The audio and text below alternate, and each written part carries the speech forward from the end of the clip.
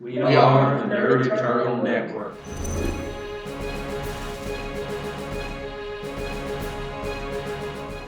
Hello, and welcome to Icons, Blood, and Stars here on the Nerd Eternal Network.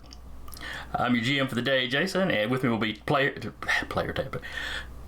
playing Muttboot. Howdy, howdy. Curtis playing Bloodthorn. Hola. Mike playing Eve, the Living Nebula. Hello. And Zach playing Silver Shooting Star. Pleasure to blah, blah, blah. Hi. Don't worry, I've been bumbling and fumbling, so you'll fit in right in. Alright, last session. You had prevented sabotage to the station. I forget what the electrical chick was going after the reactor. You put a stop to her. And then the guy y'all were calling Gaze, I think you found out his name was actually Jarjo. So, maybe he should go with Gaze. He was trying to pilot the station, the lodge, into the nearest planet. And while the station is... Wait, I think we had that opposite order. Because I thought we stopped it from crashing first and then went to the reactor. You're right. You might be right. You are right. The electrical chick was the one trying to pilot. Because y'all were fighting Gaze while Rudan was like basically hiding under a desk with her computer trying to get past his hack to stop the reactor from overloading. Yeah. That's right. Because while her trying to steer the lodge into a planet, was something that needed to be taken care of, the lodge does not move quickly. Its mobility is mostly just to make minor adjustments to its orbit. Even traveling in system would take a very long time for it. And Jarjo, I believe you took alive. Because was it Bloodthorn that put him down? I think so. I think she was the one that got the last lick. Payback for the session before. Undoubtedly. Where the electrical powered one, I think Muttboot just shot her. Completely and utterly dead, yes. So you've got at least one more prisoner going back down into the holding cells. We're gonna need a bigger jail. If this keeps up, yeah, because the lodge really wasn't designed with taking prisoners in mind. Or really people in general. I mean, they're hunters, not... but anytime you got a station this big, it's basically a small town. So, you're going to have people that get in trouble and people that, drink too much and need to sleep it off, that sort of thing. So they had a few holding cells.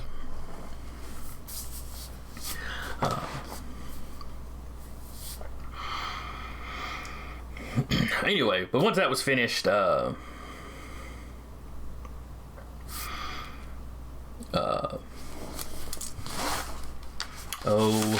Muttboot's buddy's name? Odoot. O-D-E-O-O-T. Dute. He runs off to let the various dignitaries know that, the situation is now under control. I believe you had found out, Eve, I think, had found out there was graffiti going up on some of the walls warning people about him. Warning people about Eve.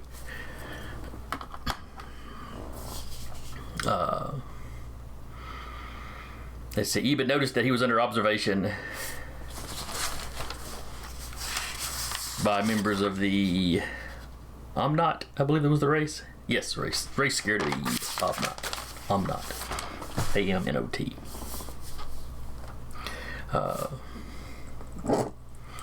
And I think the last bit of news you had gotten last session was a major attack on the Empire of Minos. which is one of the more aggressive local governments, that have been involved in this little coalition. But the invaders had firmly moved into their territory and taken a few of the kind of their outer worlds, and their main fleet was moving to engage.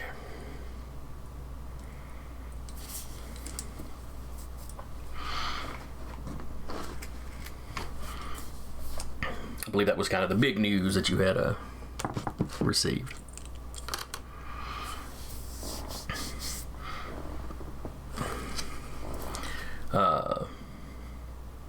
Let's see, Zach, you were not here last week, correct? Unfortunately not, due to sick baby issues. So Silver Shooting Star spent the time in the infirmary where he had fallen from one level to the next level down. They were checking him over. But, bumps and bruises. Other than that, you're okay. You've had time to get into your armor and meet back up with the guys.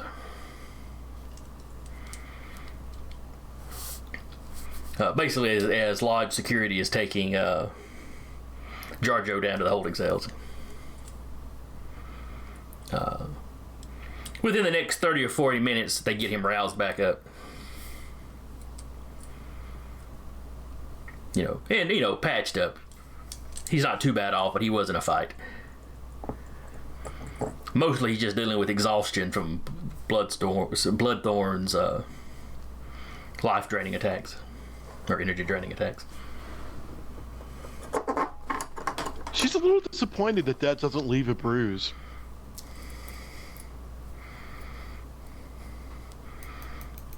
On the other hand, that means if anybody ever accuses her of attacking them, it's just their word versus hers.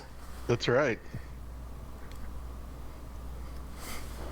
I mean, what's he going to do? Claim that, no, see, I'm visibly more tired than I was. Clearly she's done something. It just isn't going to hold up. All right. Do you want to question the prisoner? Is there anything particular that you want to do in the aftermath of this?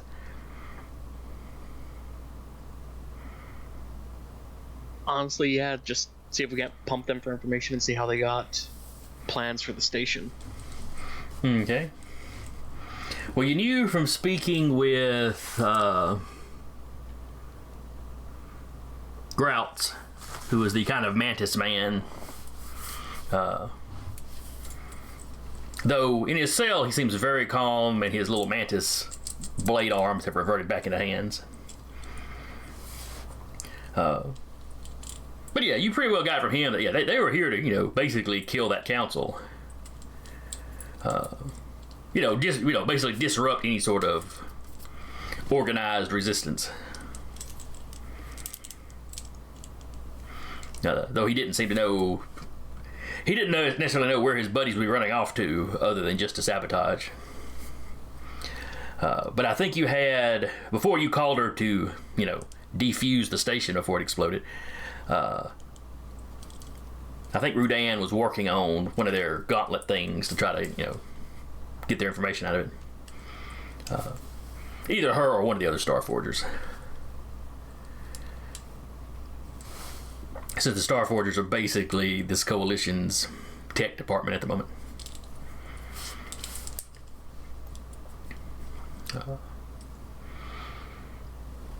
So they're working on hacking their devices, and you've got Jarjo awake in a prison cell. Each of the cells is its individual little rooms, so none of the prisoners can talk to each other. It's not really my place to say, but it sounds like the station is an obvious at risk of being a target again. And probably they need to beef up the defense. Several of the coalition members are bringing in more ships. They've got some people trying to work on a way to detect like an incoming teleport. What you eventually find out is they came in on one small stealth craft with like one member of the crew staying on that small ship and teleporting them in. Unfortunately, the ship was destroyed attempting to escape. once it was discovered. So they can't they're going through the wreckage to see if it had any teleportation technology, but they were unable to recover the pilot's body to see if he had one of those brand marking things like all the powered ones seem to have. Hope he didn't escape and make it to the station.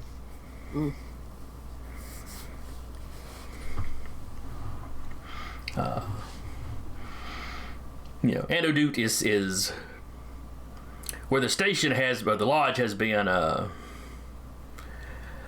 kind of the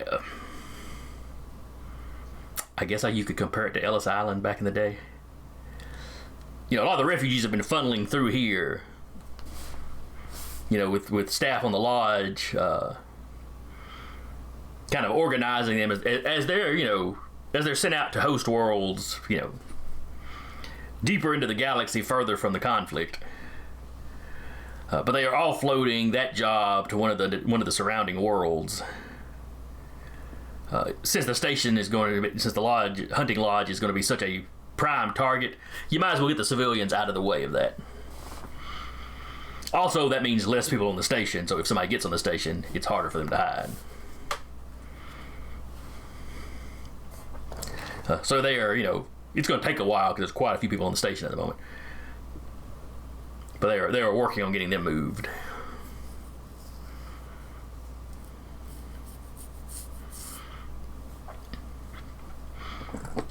All right. So, is there anything else your characters are concerned with, or want to do before the council reconvenes?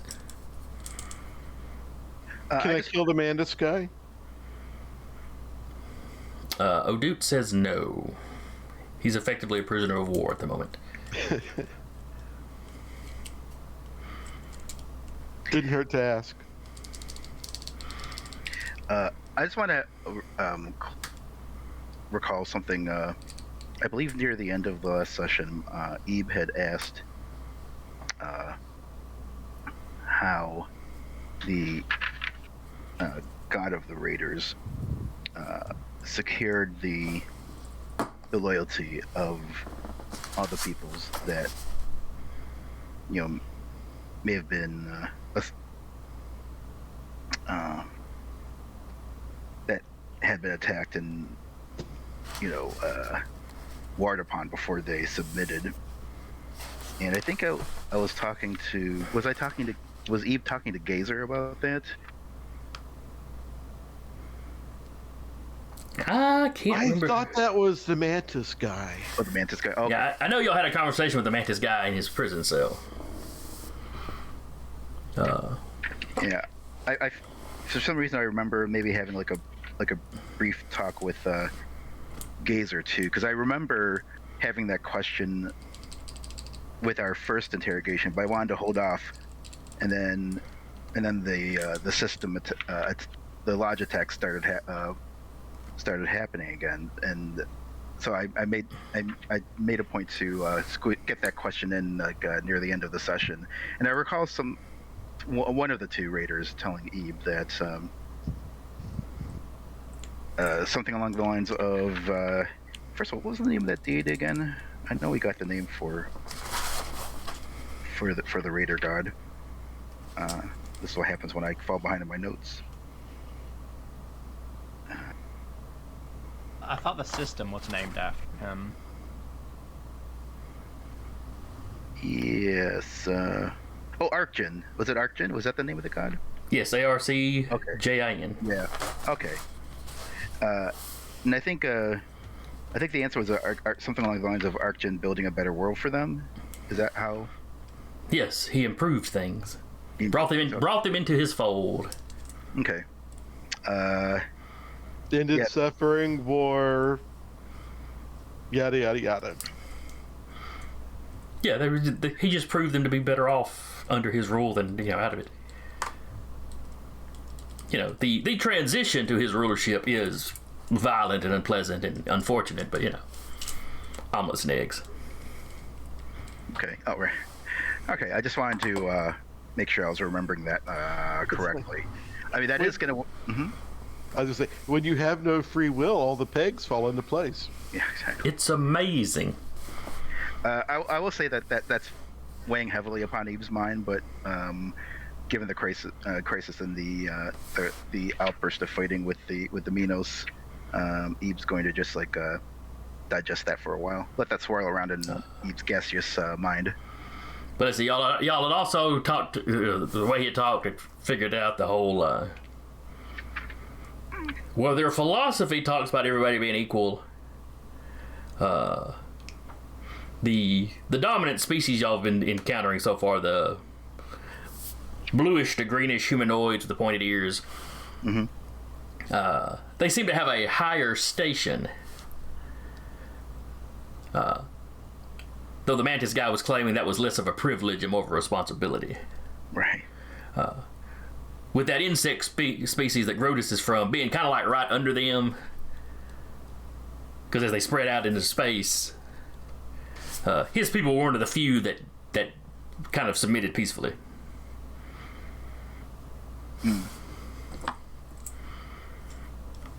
So kind of a space elf man's burden Exactly. thing going on with them.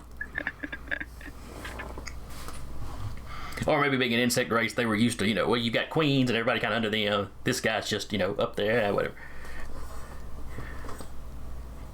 We watched him wipe out the last two species they ran across, or, wipe out their government. So, yeah.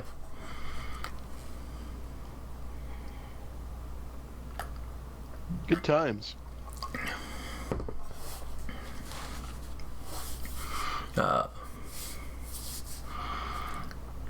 So far, everybody you've run into seems to be thoroughly dedicated to this guy.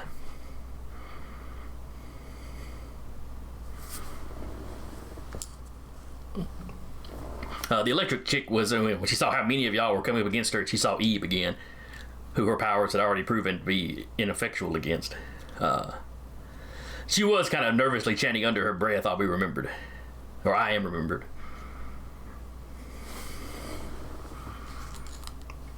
So, you haven't exactly pieced this religion, political philosophy, whatever it is, haven't quite pieced it all together yet. Let's go with cult.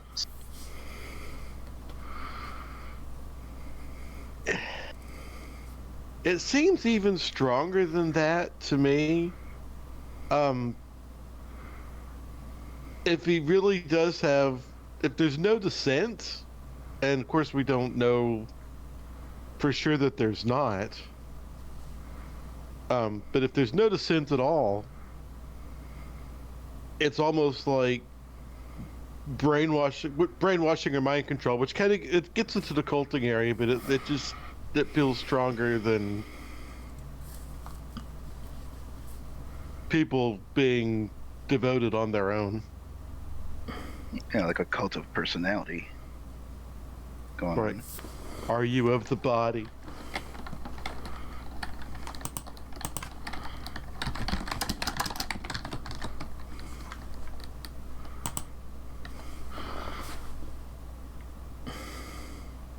But it wouldn't be a surprise that the people we encounter on the front lines, if there were any dissenters, they would not be on the front lines. And after all, these guys, this was kind of a suicide mission or potentially a suicide mission they were sent on, so, you're not going to send the wishy-washy folks for something like that.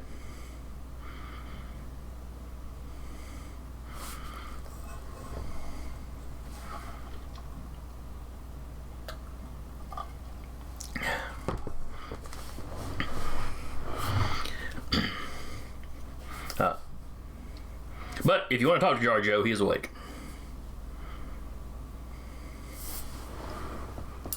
Or y'all can catch some lunch and then meet back up in the council chambers when the council reconvenes.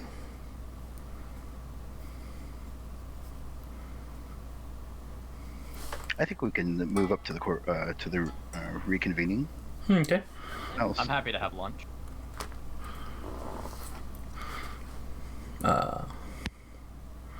I'm happy to watch people eat.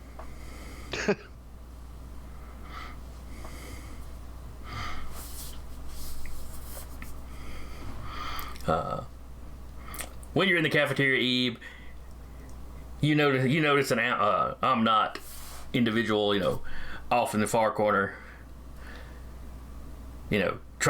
obviously trying to be unnoticeable, but just kind of keeps glancing over at you. Yeah, I don't. Would Eve have been able to find out if the Omnot? I know they're kind of lurkers on the lodge. Is that correct? Yes.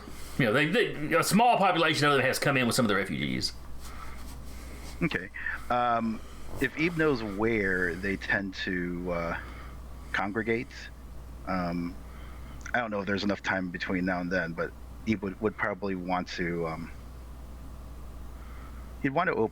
Also, I want to just confirm for the record that Eve has told everyone else about that aspect of his memory, right? The Maniac Star. I believe there was a conversation about that near the end of the session of the last issue.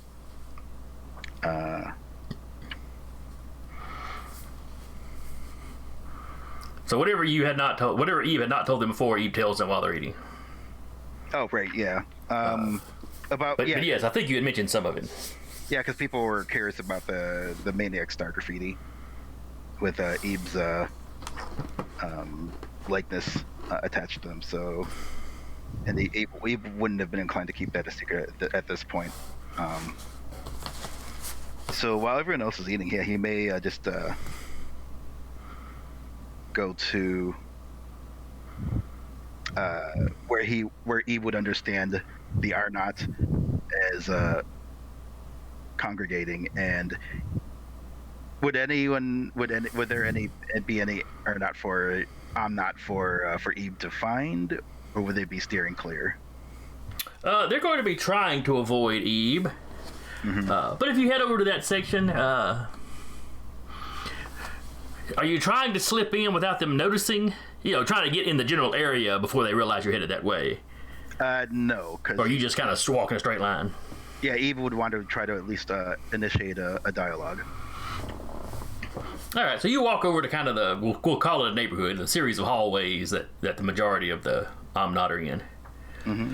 Because most of the refugees that they come in, they either cluster up by species or cluster up by like homeworld, culture sort of. Plenty of the worlds are multicultural. But most of the Omnot are together. As you get closer, you don't see any. But there are a few other species around too. You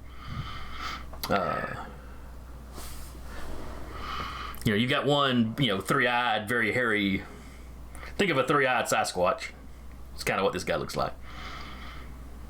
Then he's kind of giving you the, hairy eyeball, so to speak, as you walk by. You know what? It just occurs to me, if they're since they've chosen the medium of well, I was going to say street art, but we don't really have streets here per se. Hallway art. Yeah, hallway graffiti. Corridor art. I don't know what you call it. Perhaps Ebe would reciprocate if there are no if the Arnott are not will if the Omnot are not willing to speak with him directly out of fear or whatever other emotional response, then Ebe may actually just try to leave some Art of Ebe's own. And I don't think that's anything he can do with his. I don't think. Sorry. Am I not? As someone who's technically responsible for this station, I'm not gonna let you do graffiti in front of. No, okay. I'm just enjoying the visual. Well, the tricky is Nebula tagging a wall. Right. Yeah, exactly. The tricky is, does Ebe take the entire group when he goes to do this, or does Ebe tell them what's going on, and then Ebe goes off to deal with this, and then meet them back at the council chambers at the appointed time? That was ideal since Ebe doesn't need to eat. Right. Everyone else does, I presume. Oh, okay. Yeah. So now Ebe just needs an art medium to use. Right, yeah, he would try to, just go to the local Michaels or whatever. And, just leave a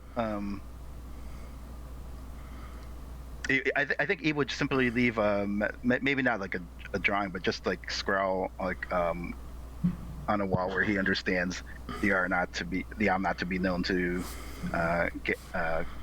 get congregate. Would simply say Ebe wishes to listen, and maybe just leave it at that, and then go back and then rejoin the group and then see what the council has to say. Okay.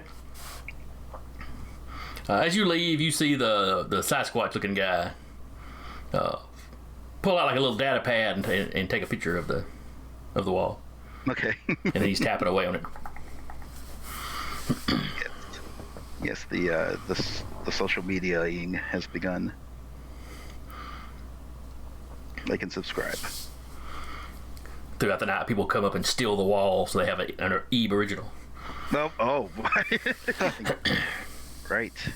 Oh well. So y'all meet back up at the council chamber. You know, those of you that have eaten.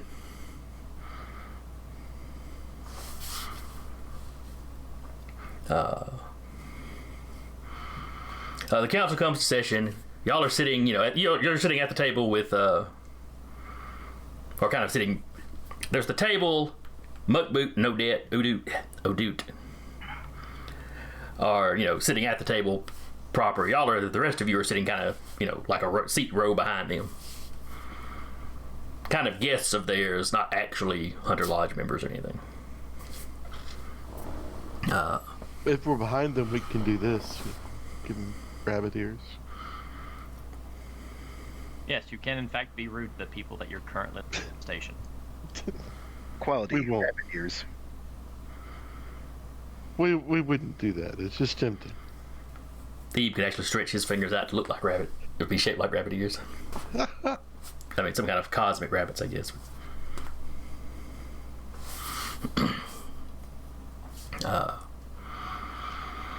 But anyway, you see a galaxy map, and they've got a line stretched of where the invaders are.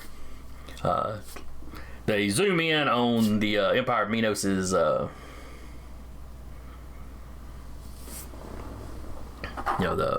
battle lines that are basically drawn through their territory. You get an indication of kind of where the Minos fleet is, and the Minos ambassadors are. While confident that their army will be able to repel the attack, or that their navy will be able to repel the attackers, they are wanting like guarantees of assistance, and they're setting up the reinforcements that might, in case they're needed. All very carefully worded, not to imply any weakness on their part. But it would be foolish not to be prepared for the worst.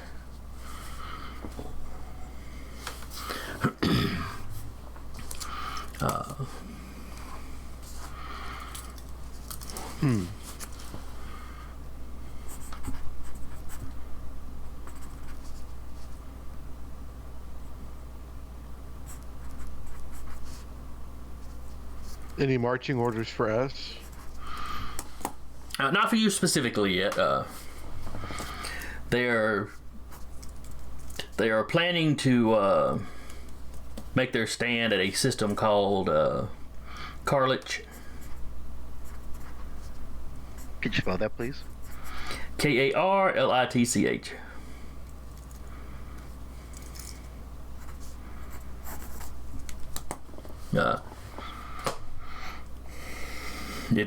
It's not a hugely populated world, but it's the biggest industrial one kind of in its sector.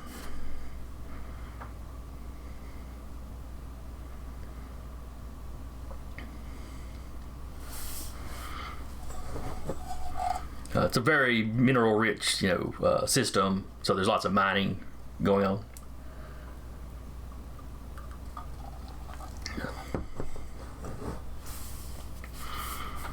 Roughly speaking, what's the size of the fleet that they're expecting to engage?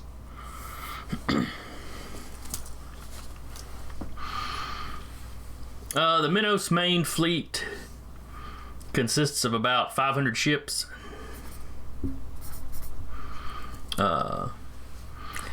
They've got the enemy's forces calculated at around 600. And that's not counting individual fighters and like small craft that the other ones can carry. That's kind of your, carriers, destroyers, battleship, that kind of range.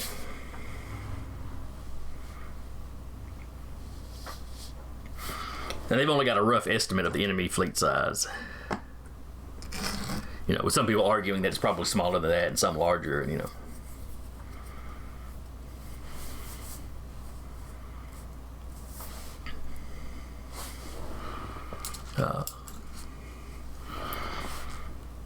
So there's lots of discussion on whether or not to send in a large reinforcement fleet, send in a reserve that would, hang back until needed, or if whether just going in full bore, shock and all, hit them with everything we got, might be the way to do it.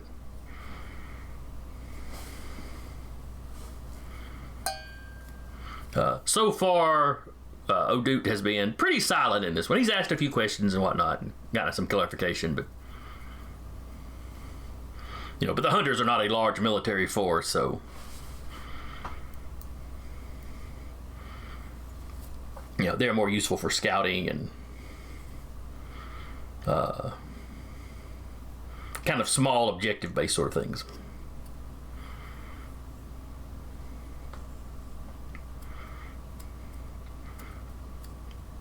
Do any of you have any suggestions that you want to throw up to the council? Because you are developing enough of a reputation with them, they would allow you to speak.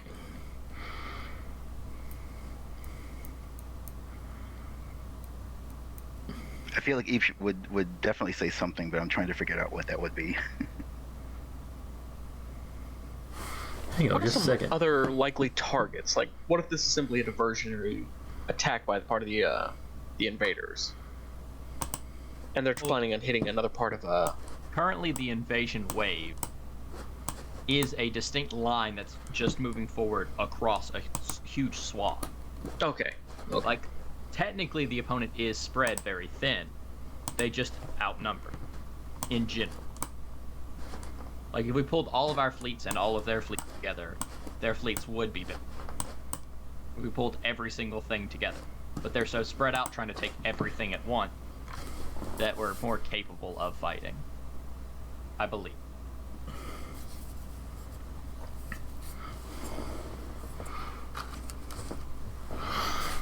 But yes, they are spread over a long line. But they've been hitting kind of outer edges of stuff, so there's not been a lot of defenses there.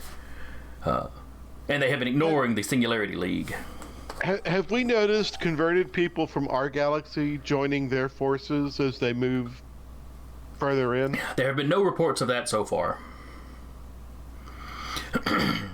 But reports from ground conflict is very rare.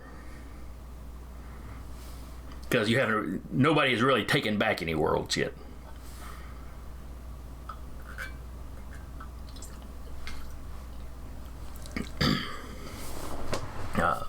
The Minnows are kind of planning to.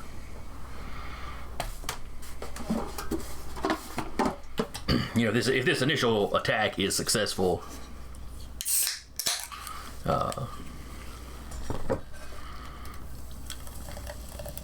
and they expect the forces to engage in the next few days.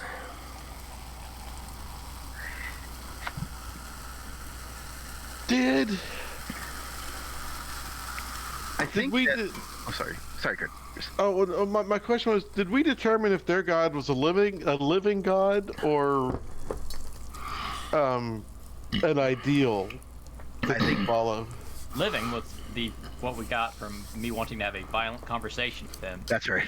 That's what I thought. Basically saying people have tried before and failed. Yeah, and they spoke of him physically arriving and ruling the Empire. I think ultimately to stop this onslaught, we'll eventually have to find a way to, take on this god head on.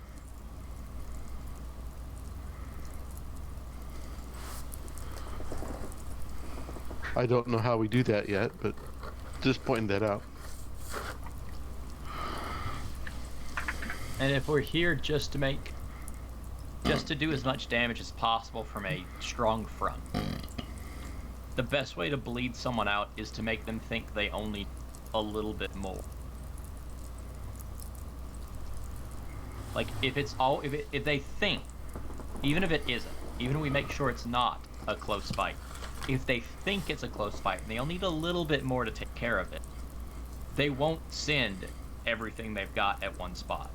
They'll send that little bit more where they can be bled out a Yeah, unless somebody realizes that's what's going on. Yeah. But in that case, then they'll just hammer it the same way as if we tried to shock and awe them.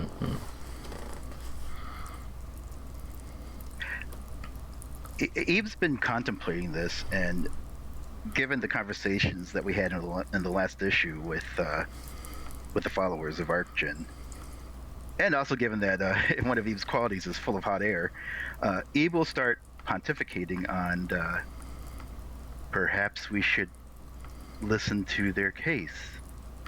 Have we reported the I guess the holy mission of that we've learned about? Yes, O'Duke would have any conversations with the captives would have been recorded, and O'Duke would have sent out a probably not the files himself, but he would have sent out a report on what was said. Perhaps they would stop attacking if you at least listened to their case. Maybe.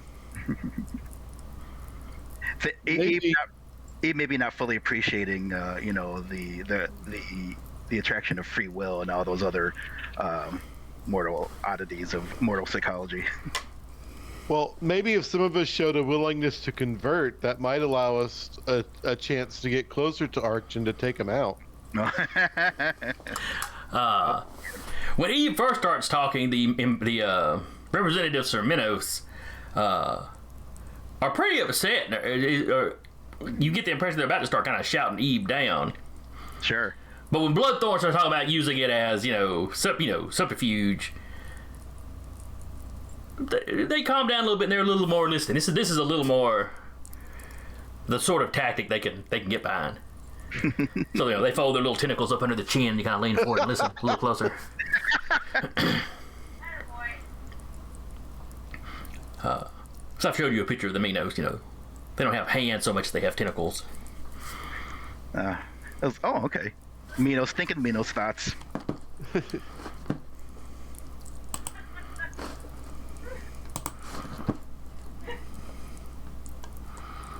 Let's see, did I have... And they might believe that with what we know, we might be able to convince them that some of us are interested in learning more, willing to convert, because if we did willingly, that would give us a more favored status.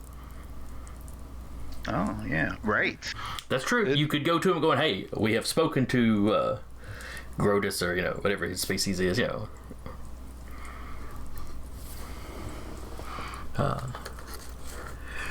one of the representatives, this one from the United Federated Systems, while the Minos are, there's multiple species under their rule, the Minos themselves are kind of one species in the ruling class. Think of them almost like the Persian Empire. You had a bunch of different ethnicities under the Persians, but only the Persians were allowed, only the Persians could be king, and only them and the Medes, I think were the other guys that could get pretty high ranking. They couldn't be king or couldn't be king of kings, but they could be, they could be satraps, they could run cities,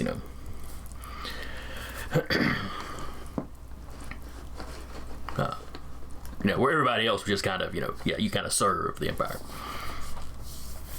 But the UFS is, it's a collection, it's a mutual defense collection, essentially.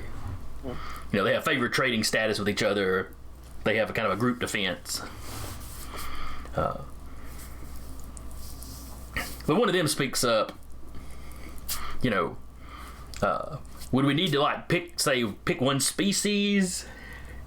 Pick a decoy species to send in to talk to them, or in practical terms, how would we go about this? And that discussion kind of side rails. Eventually the Minos representatives start getting a little annoyed because this is a good idea. This is a tactic we can get behind. We need to discuss the actual defense of the battle about to happen, though.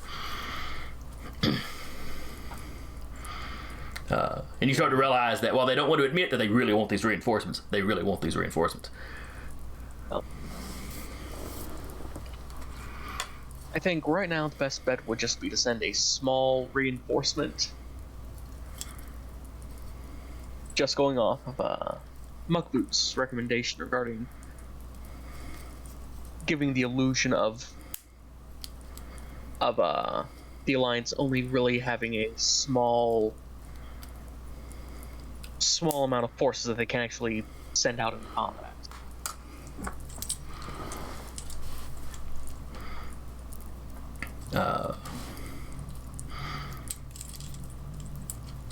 One of the Minos representatives seems to be willing to accept this.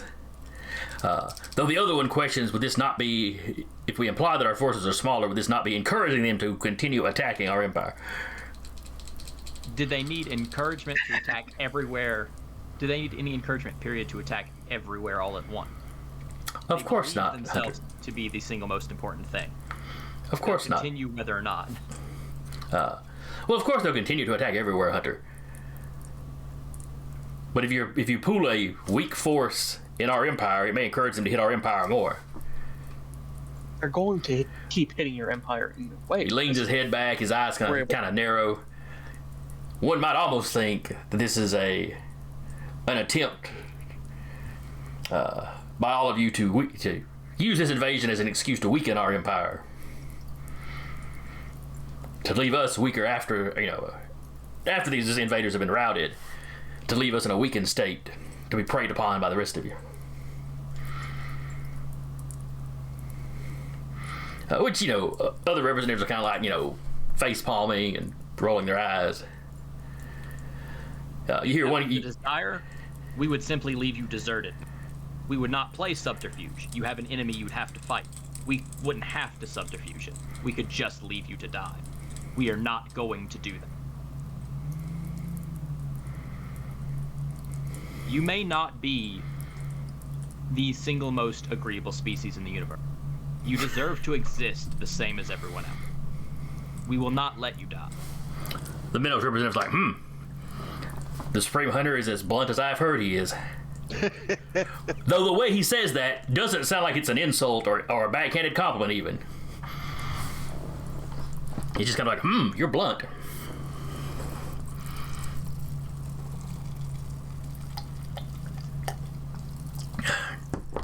You know what you're getting.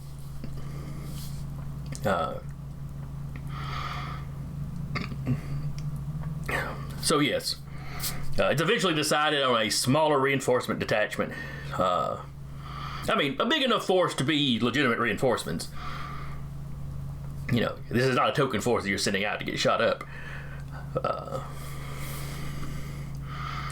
And while that is going on, they are putting together a larger coalition force. Without stripping other people's border defenses, they're kind of putting together a coalition force to act as a sort of I forget what the Romans called it, but there was a time when they were kind of short-handed that the emperor set up. It was almost like these roving cavalry units.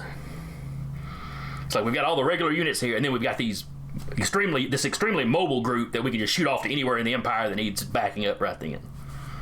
It worked great until the empire starts getting attacked from both sides. So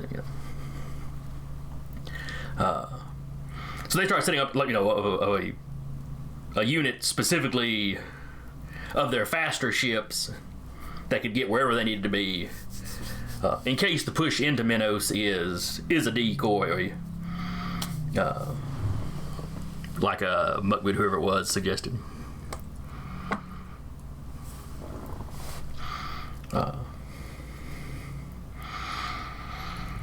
So some of these questions are settled by the end of the day, and there's still tons of stuff they're discussing. They discuss the refugee problem. They discuss areas where trade has been disrupted, so there's food shortages in some places.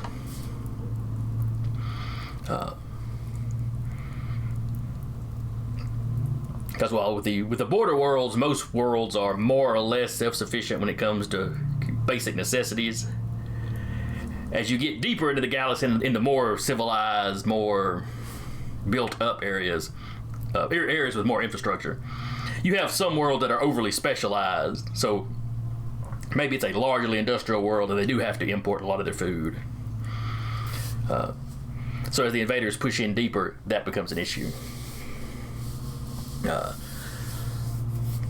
Eventually, you guys are kind of excused out because the real minutiae of this is not something that you guys would probably even want to get involved in. Eve starts to get bored at some point. But over the next few days, the initial battle takes place. The Minos forces, them and the invaders go at each other pretty hard. It's up in the air who would have won, with the reinforcements sweeping in a little bit later. They do repel the invaders from the cartilage system.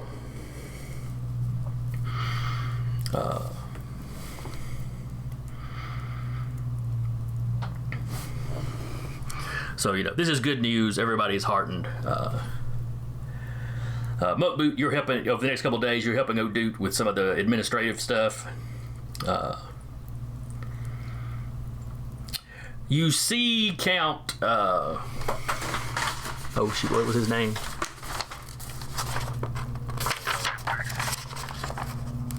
Big pardon. Count TeknoAXE.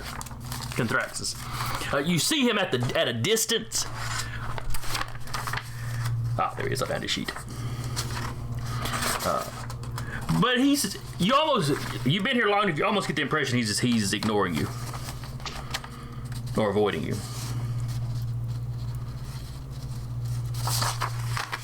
That's fair enough. As long as he doesn't look like he's planning, I'm fine.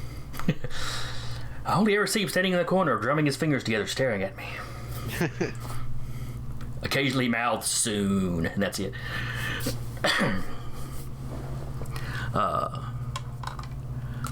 No, and he's doing work with the refugees. I mean, not himself. He's got people going out and doing that. But, yeah.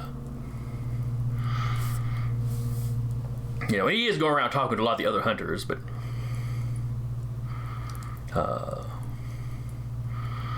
Silver Shooting Star, the refugees you arrived with, they have been they've kind of gone through the processing and are being shipped off to an agricultural world deeper into the galaxy.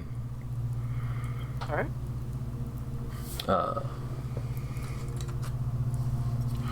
So you'd have a chance to say goodbye to them.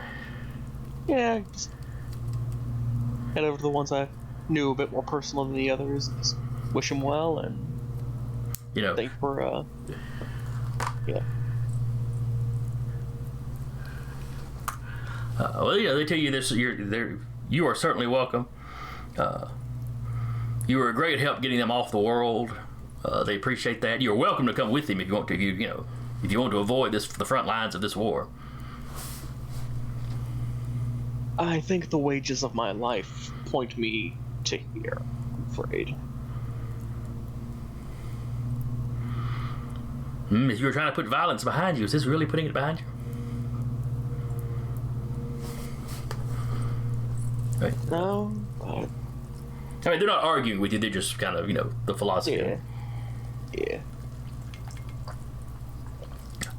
Because their world was overrun. They realized, violence may be an answer here. Yeah. But they are not fighters, so.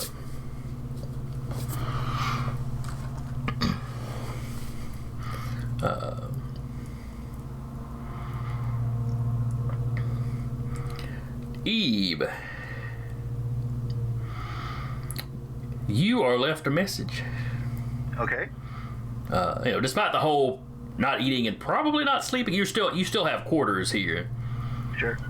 You know, it's got baseline amenities, you know. You've got a computer terminal that plugs into the lodge's computer.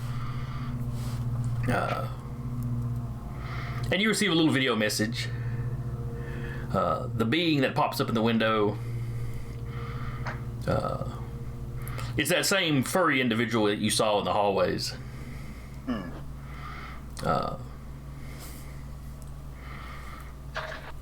it's basically telling you asking you what it is that you want to listen to. Do I recognize who that being is? Does Eve actually recall seeing this being record on my message or capture my message in any way? Yes, as you were walking off, you saw him pull his data pad out and. Okay. You know. Do I know who that creature is? No, you just saw him in the hallway, and you saw him take a picture of the thing as you were walking off, and he was clearly kind of staring at you, though everybody stares at you. All right, of course. Clearly, you are a thing of beauty. Yes. Is there any contact information? Oh yeah, you have his number, his address, however future tech or high tech would work. You know, their version of video calls and emails and whatnot. Okay. Has word gotten around on the galactic interwebs about my reaching out? Is the lodge abuzz, as it were?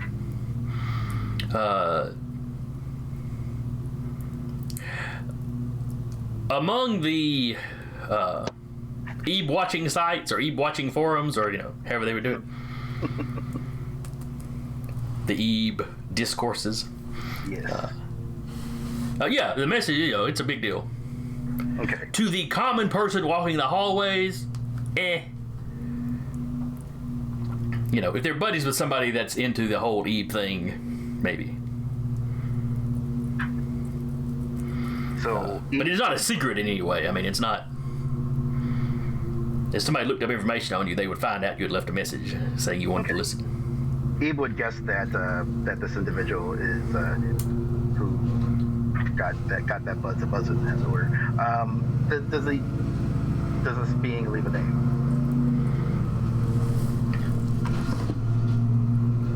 He would have, but I did not think to write him a name down. 1 second. Well, I totally don't go to a random alien name generator. I totally don't love those random name generators. No, I don't need the species name this time. I need the.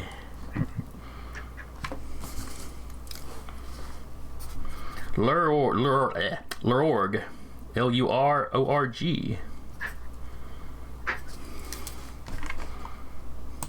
Okay. If I don't know of any immediate plans to be needed as far as the potential for the subterfuge, I would reach out. I'm assuming Lurorg is who. Like I said, I'm assuming that he's helped me spread the word, I guess. So I'm kind of curious about. Eve is disappointed that the Amnot themselves have not reached out to him yet. But I guess it's not terribly surprising given the trepidation that they expressed today. Mm-hmm. So, if Lurorg wants to has named the time or place, or is asking him if I. Well, you can just reach him through the comms if you wanted to. Oh, had you been in your residence when he called, it would have been like a video call. I see. Okay. This was like you went in and went, oh, I've got a message, and checked it. It's and it's a recording of this video call where he's asking those questions. Yeah, he'll call back. Okay. He'll call back. Lurorg answers, and he is sitting in a seat. It's not unlike a Zoom call, probably in higher def though. I should hope so. And with sound, that's more like he was just sitting in front of you talking. Mm-hmm. Acknowledgement, Eve says. Greetings. Thank you for contacting, or thank you for getting back with me.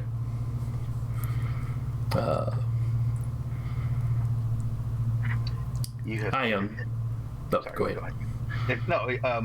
He would just simply say, "You have taken interest in Eve's overture. We'll call it overture. Why not?" You have frightened some of my neighbors. I live in the hallway that you defaced. Oh well. I thought this was gonna be a go-between. Now it's turning more like an argument on next door. Now I am aware that people have defaced other hallways with images of you. I do not know who the specific individuals were, but some of my neighbors may have been involved.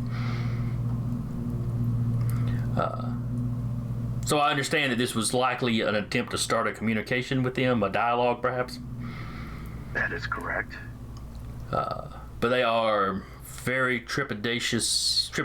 They feel great trepidation about speaking with you. How well do you know your neighbors? Is there a trust between you? Within reason, yes. I've only known them for as long as they've been here. Well, some of them were refugees on my world prior to this invasion, and then when my world had to relocate, people of my world had to relocate, we wound up here. Oh, so they were like a double evacuation, I guess. Yeah, the Tyrant Star wrecked their world pretty bad. Yes. Or the Tyrant Sun, or which one was it you called yourself? Maniac Star. Maniac Star, I'm sorry. Yeah. The Tyrant Star is something out of DC. I keep getting all confused. That's right. In that case, Eve would say, "May we establish trust."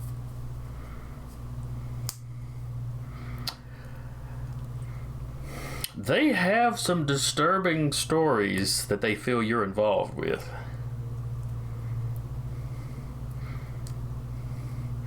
Eve wishes to reassure them that, as I was then, I am no longer. So you admit... Excuse me, Eve is no longer. Wait, does Eve know or believe Eve's self to have been? Well, that does raise a good point in that Eve's own memories are still. So he has no direct memories of being involved. He simply the extent of his memories is recognizing the Amnot, and that's it. So perhaps Eve would have. And Eve still doesn't have direct confirmation that Eve was in fact the Maniac Star in the part of her life. So yeah, thanks for helping me keep that straight. And with that, maybe simply Eve would simply say something along the lines of that Eve would like to know why the Amnot believe that the Maniac that he is connected, that Eve is connected to the Maniac Star. As you can clearly look at him now, he is no star. That might be, but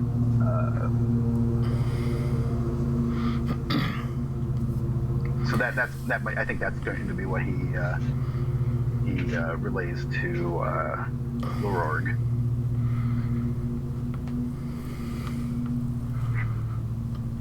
So you claim not to remember. That is true, right? Yes. Eve has no specific memory of this. Yeah, but he does recognize the Amnot. Yes, it was definitely the Amnot. But Lororg's like, let me send you a file. Okay. And it's a little bit of tapping on his data pad, and a audio video file appears.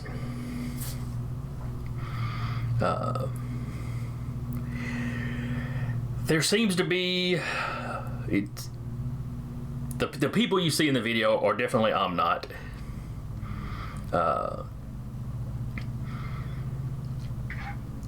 And it is they're in protective suits, even though they're clearly on the surface of a world. Everything is bright. The camera is having to tint itself more and more, just not be, whited out. And you can see what looks like a small star lowering towards the planet's surface. Okay. Yeah, you can see their actual sun kind of over here, and then this one's getting bigger and bigger and bigger. Is there like gravitational disruptions going on? Funky stuff. Yeah, gravity is getting weird. Some things are starting to float a little bit. Plant matter is just spontaneously combusting. Because it's a little star, but it is dropping into your atmosphere. Is there any timestamp on this recording? Like, how long ago did this occur? There is, but it's in whatever the native Omnot calendar system was. So it doesn't mean, the text itself doesn't mean anything to you. You could probably get a translation of it without too much trouble. Yeah, because that'll be helpful to know if this was within their actual memories or something that happened like in their prehistory. Because it's all up for grabs on a cosmic scale. But there seems to be energy attacks going off towards the star with like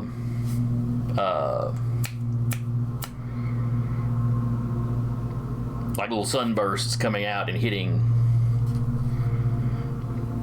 But the video kind of speeds up. It's like it was a big fight. Though everything is getting scorched. The military equipment that you see is holding up all right, but you see some stuff that was probably civilian that you can see the heat taking effect on it as paint blisters off, and the metal seems to be some of the metal's getting soft.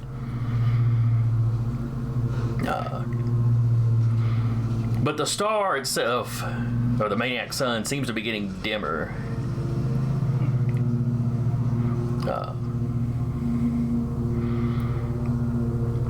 There is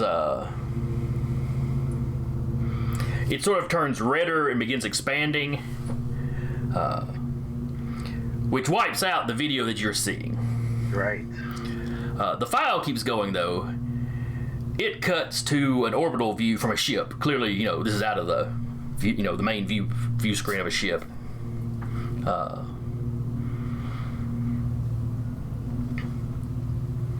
Where you see you see the sun go red, and it expands until it engulfs about half the planet. And then it sort of breaks up and just explodes into a cloud of matter.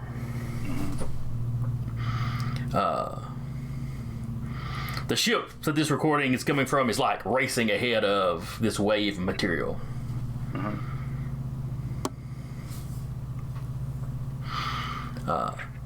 And just about the time it looks like the ship's going to be overtaken by it,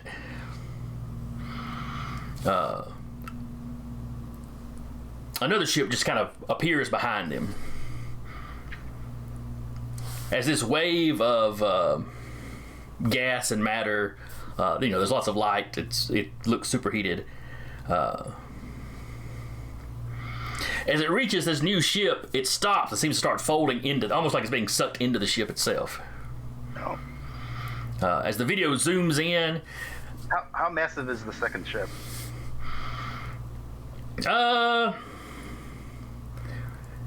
Maybe 100 meters long. Okay, so it's not like on a. It's basically on like regular ship scale, not like. Right. Okay. But the back half of it has got like a flat top. It's like if it landed on a planet, people could be walking around on that back deck. Okay. So the ship continues to move away, but they keep zooming in to like whoever's manning the camera is like, what is going on? And you can just at maximum magnification, or at least as magnified as the video actually gets, there seems to be one lone humanoid figure standing at the end of the platform. Okay. As this gas cloud just comes in, it just keeps collapsing in, kind of in front of the figure's hands. Their backs to the camera, or kind of slightly to one side. So like I said, all you can really make out is it's a humanoid, white-skinned, and I mean like paper white, not Caucasian. But as the gas, pardon? It's not like a tanning suit. No, it is not. However, the gas is collecting in front of them and slowly starts taking a humanoid form. Okay. And while it's too far away for you to positively identify it as that's me, it definitely looks like a nebula, and it is definitely falling into a humanoid form, a roughly humanoid form.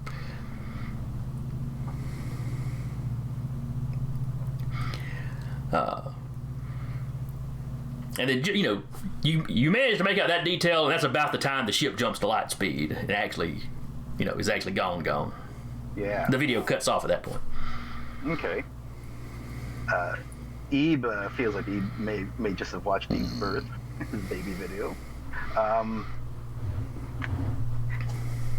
How did you acquire this? My neighbors gave it to me. All of their people have copies of this.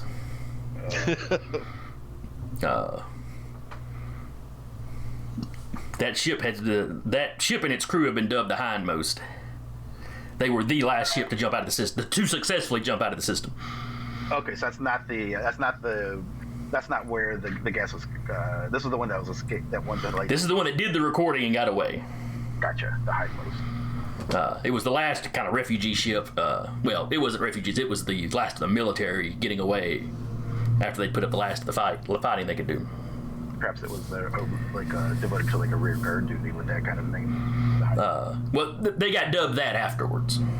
Oh, okay. Gotcha. Oh wow. So.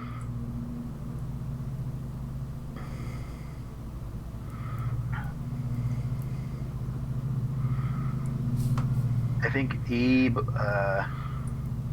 is trying to process this, and yeah, Ebe might be talking to Ebe's self at this point, just kind of like talking this through aloud about how if whoever that being was Ebe's creator, and Ebe says that in a very like kind of like a very credulous tone, but he says it more saying it as though looking for an answer than knowing an answer. Yes, definitely, like as if he's trying to convince himself. Exactly, thank you. And Ebe wants to just Ebe says tells Luorg that Ebe does not remember any of this, and if that was Ebe, in fact Ebe that was being coalesced at the end of that recording, Ebe has no recollection of that, or certainly nothing that happened before it with any of the acts of the maniacs.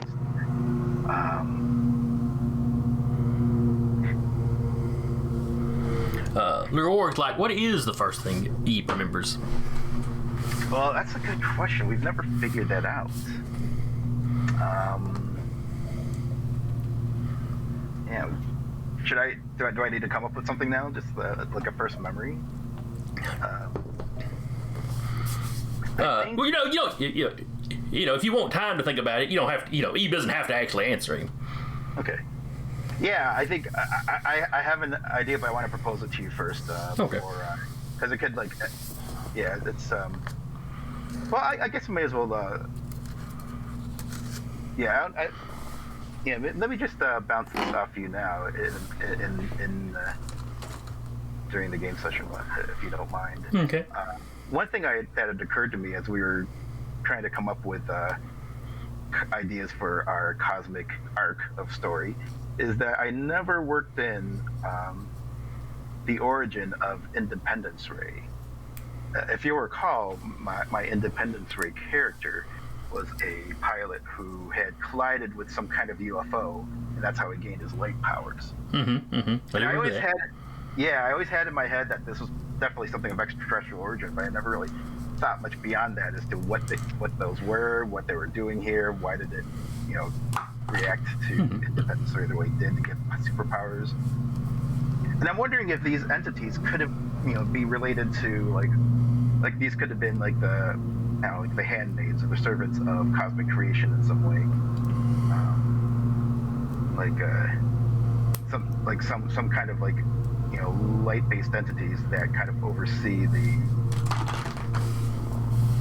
cosmic cycle of the death and rebirth of stars and star matter throughout the cosmos. Kind of like how the like the Marvel Universe has the Celestials that nobody's really sure exactly what their job is, but they seem to be doing something. Yeah, it's something big and cosmic and important. And I was wondering if maybe those light entities could be fulfill some kind of similar purpose. And perhaps the first memory of Eve would have been like awakening on, let's say,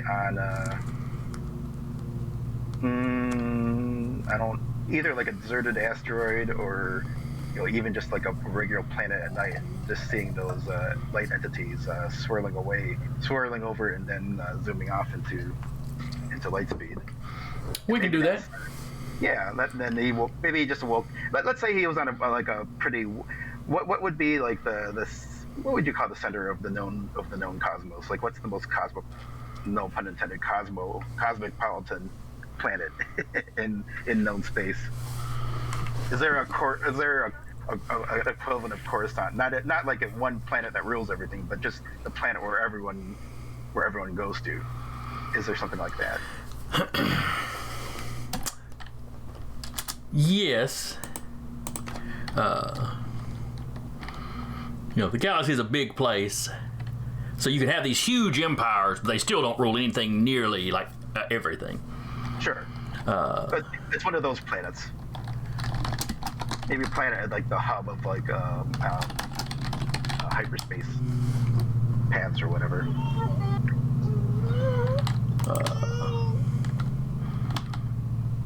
And as long as introducing that kind of those light entities doesn't like get in the way of whatever you may have planned for. No. Cool.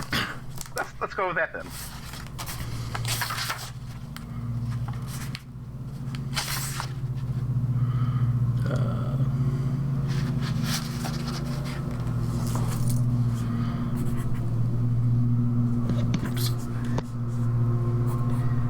Ready?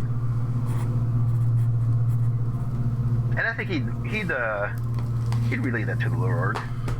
All right. So you woke up on a planet called Uatha. Uatha.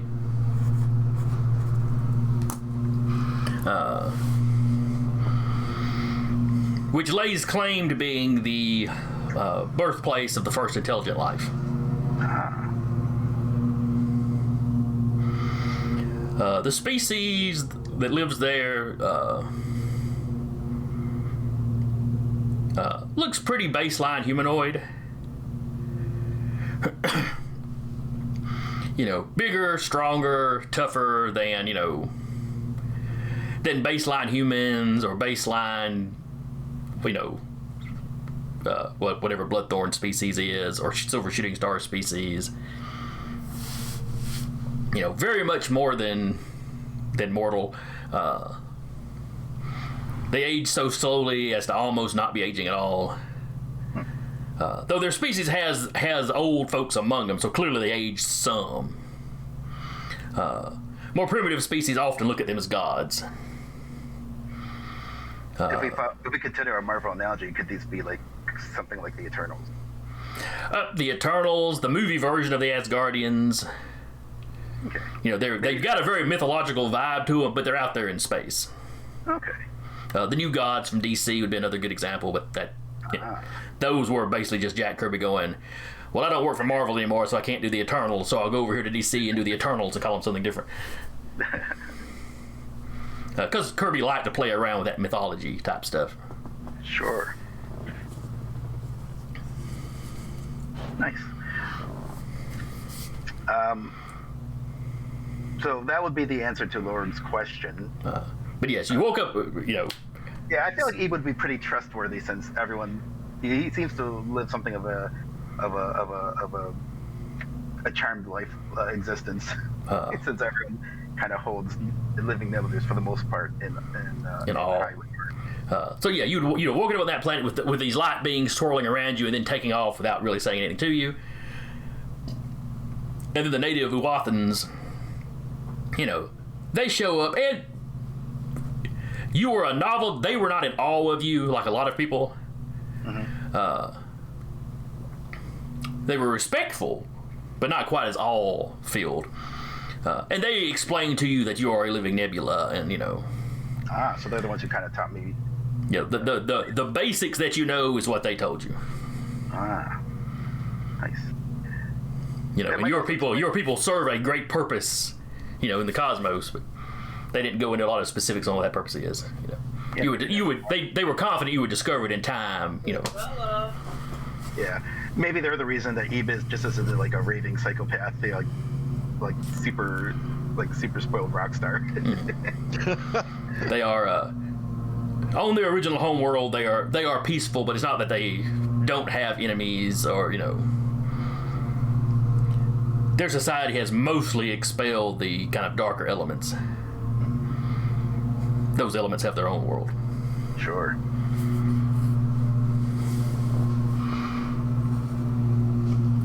But yes, they are deep in the galaxy, much closer to the core.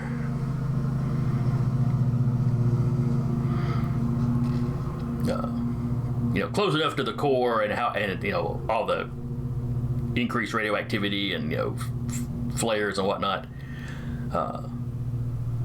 That for most species, it's kind of dangerous to even travel too close to their world. Oh, interesting. Because of all the cosmological history going. We just can't properly shield ourselves. Now, if you're brought to the Awatha world, everything's copacetic. Humans can walk around on their world, no problem. But they have their own methods of traveling that are much different from everybody else's. Okay, wow. Abe would like to ask Lurg. Yeah, so Abe will basically tell Lurg that that's where Eve's memories start, and he would respectfully ask if Lurg could help him. I think he says that he's trying to piece together everything else ever since he first learned of the Omnot and their fear of Abe, and that Eve's simply trying to reconstruct how far back his story goes. Lurg will he will speak to the Omnot. He can make no promises, but he will speak to them. His people know of the star gods that you speak of waking up amongst. And if they judged you worthy and safe to release back into the cosmos, for his part, that's a point in your favor. That speaks well of you.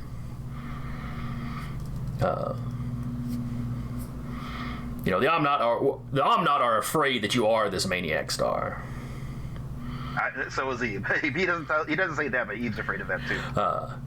And perhaps you are, or perhaps this is a new incarnation, or perhaps you are just its spawn. There's Ooh, I didn't think about that. There's a wide variety of possibilities there. Sure. Cool.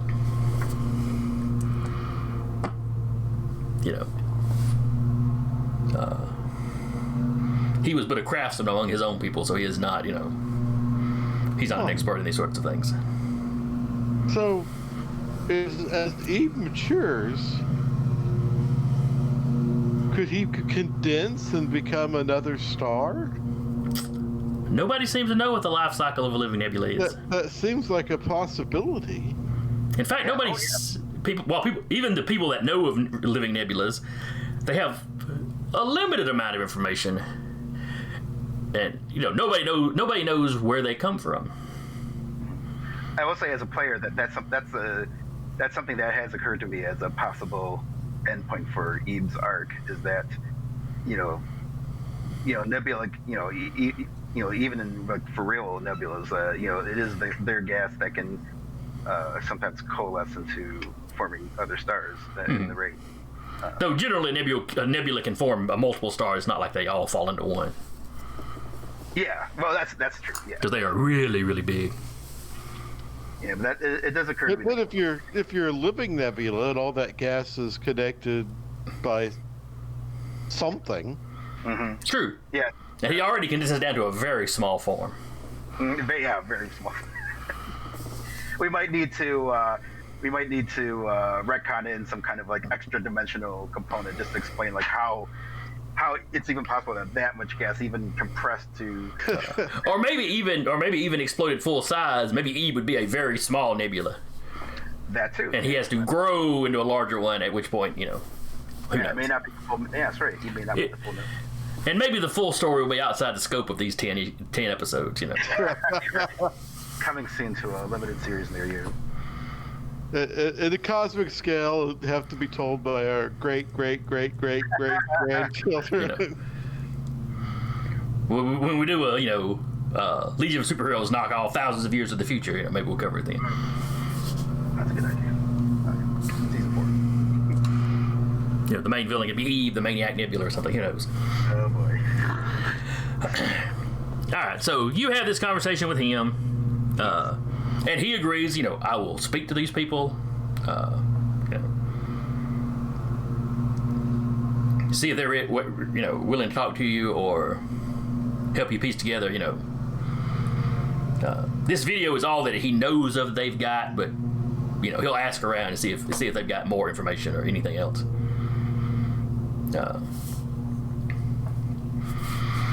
But as a few days pass while this is going on, you had gotten news that the Minos and coalition reinforcements had managed to drive the Empire or the invaders off. They have been questioning the prisoners on the station. In the battle, they have taken some prisoners. They have finally found out what this empire calls itself.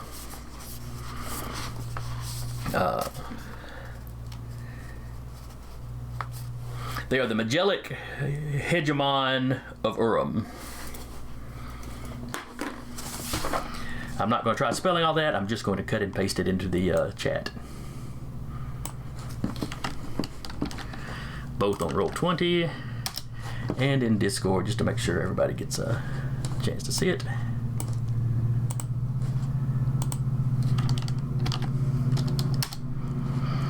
And while everybody was theorizing that they were from outside the known galaxy, they are from what we would call the large Magellan Cloud, one of these smaller satellite galaxies that kind of orbits our galaxy. Smaller. Yes. You have the large and small Magellan Cloud, which is like two separate ones, kind of close together.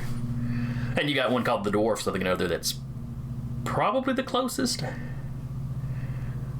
There's two of them that if you look it up, they're like, well, this one is either the closest or second closest. Now, it's a small galaxy. There's still like 30 billion stars in it. There are no small galaxies.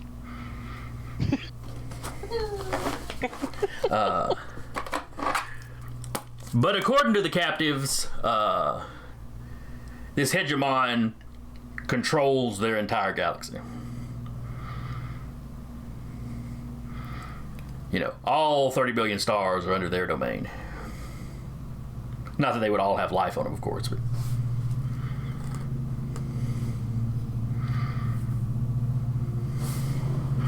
And they have now decided to bring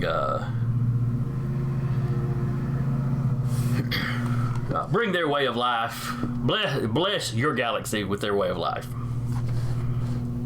That's sweet. Ain't that so nice? They're just thinking about you.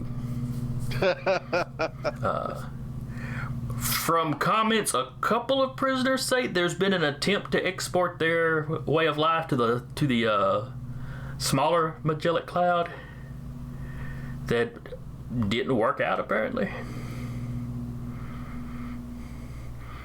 But they don't have any real details on that. That's interesting. Sounds like something to investigate. Might if be. we could actually get there in a timely fashion. Or, just raid their data files. The Singularity League Oh, we had somebody in the chat that I just noticed.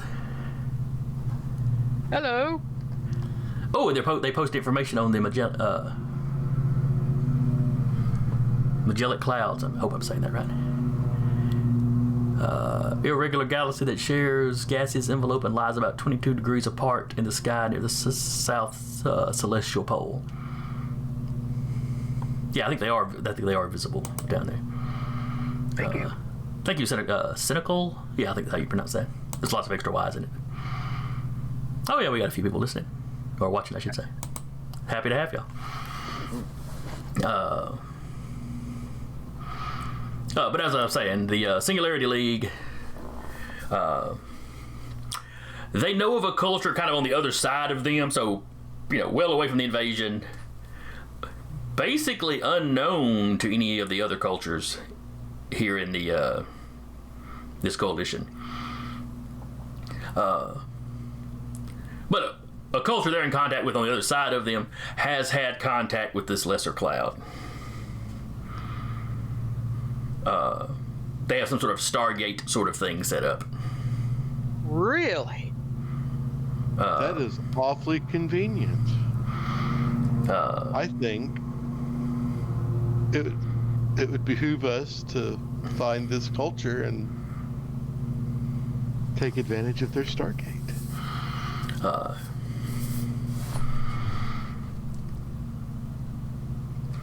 The Singularity League, they're remaining more or less neutral. I mean, they were helping with the refugee problem. They were taking in refugees, But the hegemon has not attacked them, so they're not wanting to throw troops y'all's way. Pick a side. Well, they picked a side. They've picked the side of, hey, this is some organics doing crazy shit, other organic. We're gonna sit on the sideline. Let them fight. But it's kind of like, well, we don't know who will win, and these guys aren't messing with us yet. Maybe if we just sit here, we'll be okay.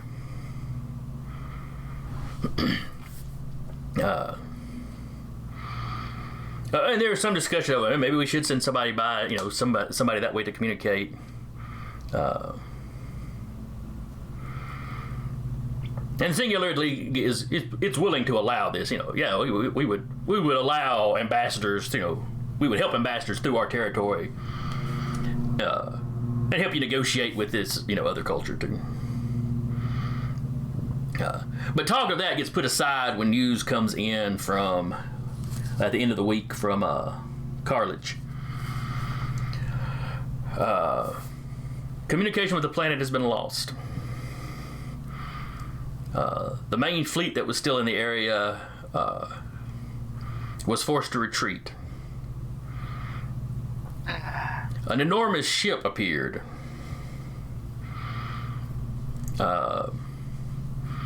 Flanked with a decent bit of escort ships. Should not have been a force capable of taking on the fleet. And really, they didn't. It's not that they defeated the fleet. It's that when this massive ship got within a few astronomical units of Carlich's main inhabited planet, their fleet couldn't get close to it. It was repelling them with some sort of gravity field. And then it literally manipulated gravity to such an extent that it began pushing Karlik's moon into the planet. Oh. And you have got all this video. You've got all this video and this is a ship on scale. What do they call it? Mega structures, something like that. Visually, it doesn't look much like. It looks like a completely different tech level than the Hegemon's, typical ships. You know, it's got a more organic look to it. Not that it looks like it's living exactly, but it's all kind of curves and kind of organically styled.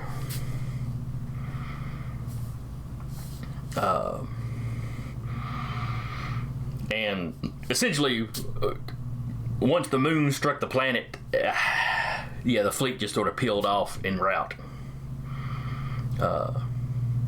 This big ship was not fast enough to catch up to the smaller ships, and it didn't seem to have much in the way of conventional weaponry.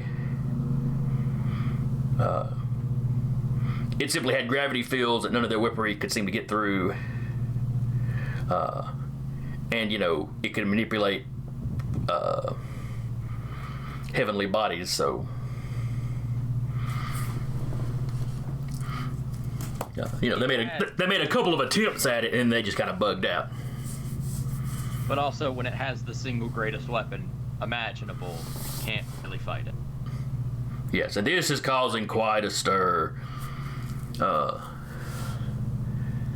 a lot of talk about how do we deal with this. There was another planet destroyed in a similar manner that y'all have heard reports on.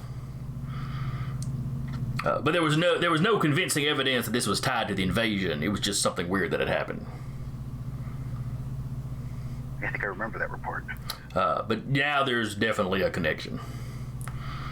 And that was another world that they think had managed to repel their initial attack. So, Hegemon may not take losing very well. What are the chances are they have more than one of these ships? Did you hit that box? Just going from the sheer scale of it, and Not unless they felt like bankrupting their galaxy twice. If we could engineer another defeat for the Hegemon, then we could predict or assume that ship would show up in response and give us a chance to take it out, which would be a big blow to the Hegemon. Now, wait a second. We have a rough estimate of the ship size, correct? Mm-hmm. Kind of like an estimatable size of it. Oh, it's about... Not quite a planet, but bigger than a moon. No, it's say half the size of Earth's moon. Yeah, which is still a ginormous ship. Ebe. How big can Ebe get?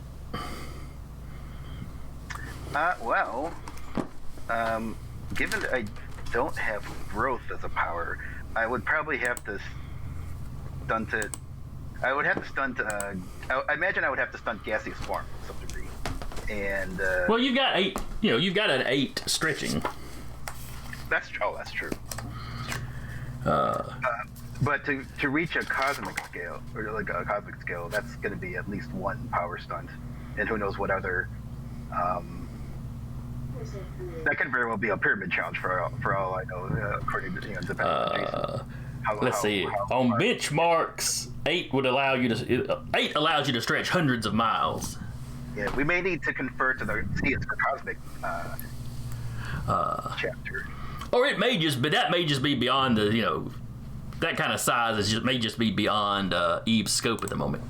He's a little nebula. Yes, certainly. Left to my own devices, absolutely.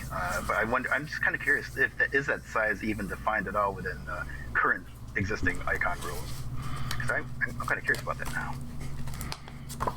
So, well, at rank 10, rank 9 is thousands of miles. Rank 10 is virtually anywhere. Oh, okay. Yeah, that's true.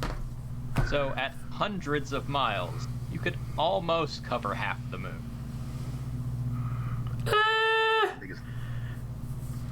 You could take the continental United States and basically put it on one side of the moon. And you would just see it start to fold around the edges. According to stuff I've seen on the internet, so take that with a grain of salt. But size-wise, The radius of the moon is just over about- 1,000 miles. Yeah. So half the size of the moon is just over 500. So hundreds of miles, you'd probably be a little bit shy. Actually, half the moon would be 1,000, because if that's the radius, that means that the diameter would be twice that. So half the set. Well, But he could stretch big enough to cover a noticeable chunk of the ship anyway. Yeah. So he could, if we could somehow get Eve to reach the ship, he could peel large sections off. But like, we don't have a quote unquote weapon that can hit it. Eve would be the next largest thing we'd hit it with that my character knows of on him. Either that, or we would have to somehow get inside the ship and destroy it from inside with a small group. small feisty group of rebels. Yep, we'll go Star Wars on it. Well, we couldn't get the ship onto the surface, so we're having to run down the trench.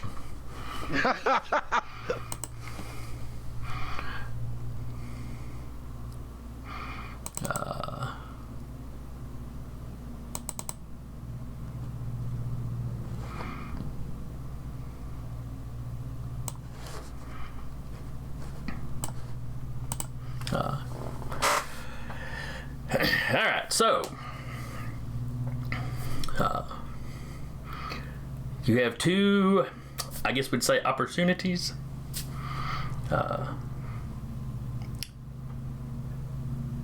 Obviously, if they're wanting to send, the council starts, your ideal of sneaking somebody onto the ship or onto the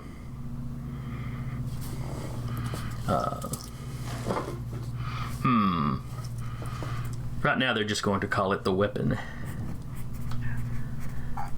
I have a bit of an update, at least as far as like how the size of cosmic objects relate on our icons 1 to 10 scale. Okay. Looking at the basically the C is for cosmic. That chapter adds 3 additional levels. There's vast, which is a 12, cosmic, which is a 15, and then godlike, which is a 20.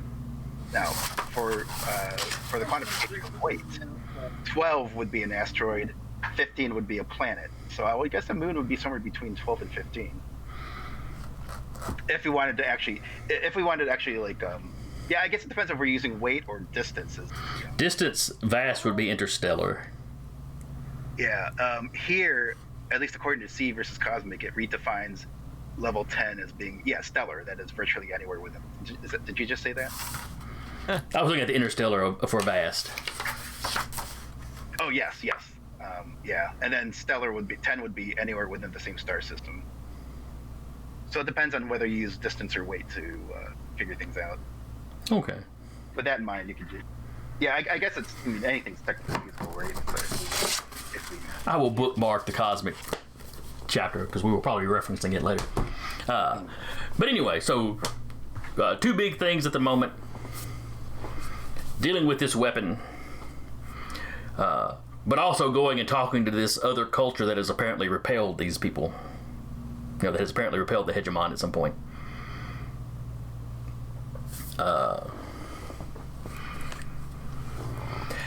there is a lively debate on what they should focus on. Well, I shouldn't say what they should focus on. We're talking about intergalactic empires. They're going to be working on both of these.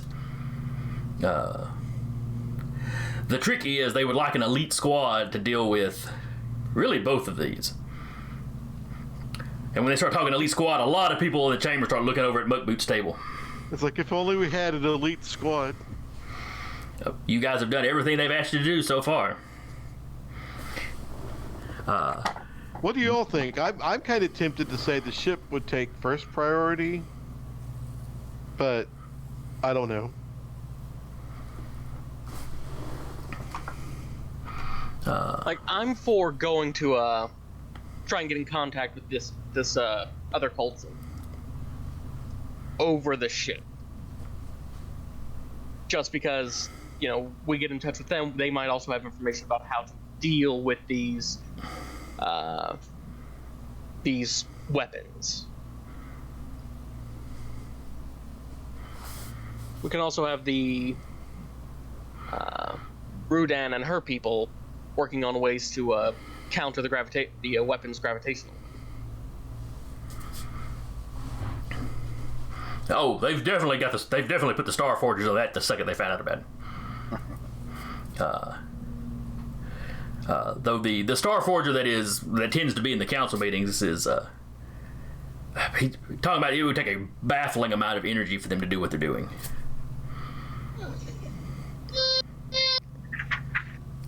So he's not sure how the practicality of such a thing could exist, though clearly it does.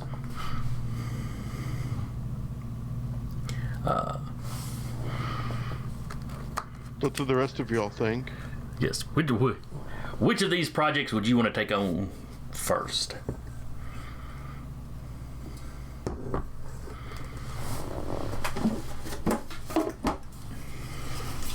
Well, Mapu, speak up. As stated before, I may be a bit blunt for a diplomatic mission.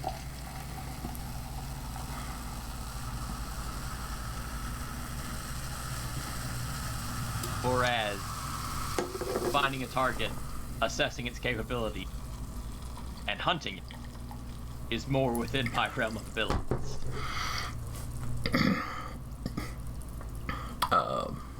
Oh.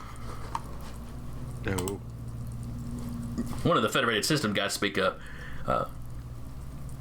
You say that, but sending you as protection for someone more diplomatic, perhaps. If we sent a small group of diplomats with you, because we don't know what this other culture is like. Also, if Eve went with you, the prestige of having a living Nebula. Plus, your bluntness is also honest, which could be beneficial. They might respect that. I will follow through on what the council decides. I will also state, as a weakness, even if we do form an elite team and manage to destroy one of these ships, there is no guarantee that there is only one. Whereas, if we find some information through this diplomatic mission on how to remove them, that is an information we can use on any number of those ships. I can see the value in diplomatic. One guy in the back was like, well, could we just throw you at multiple ships if you took one out?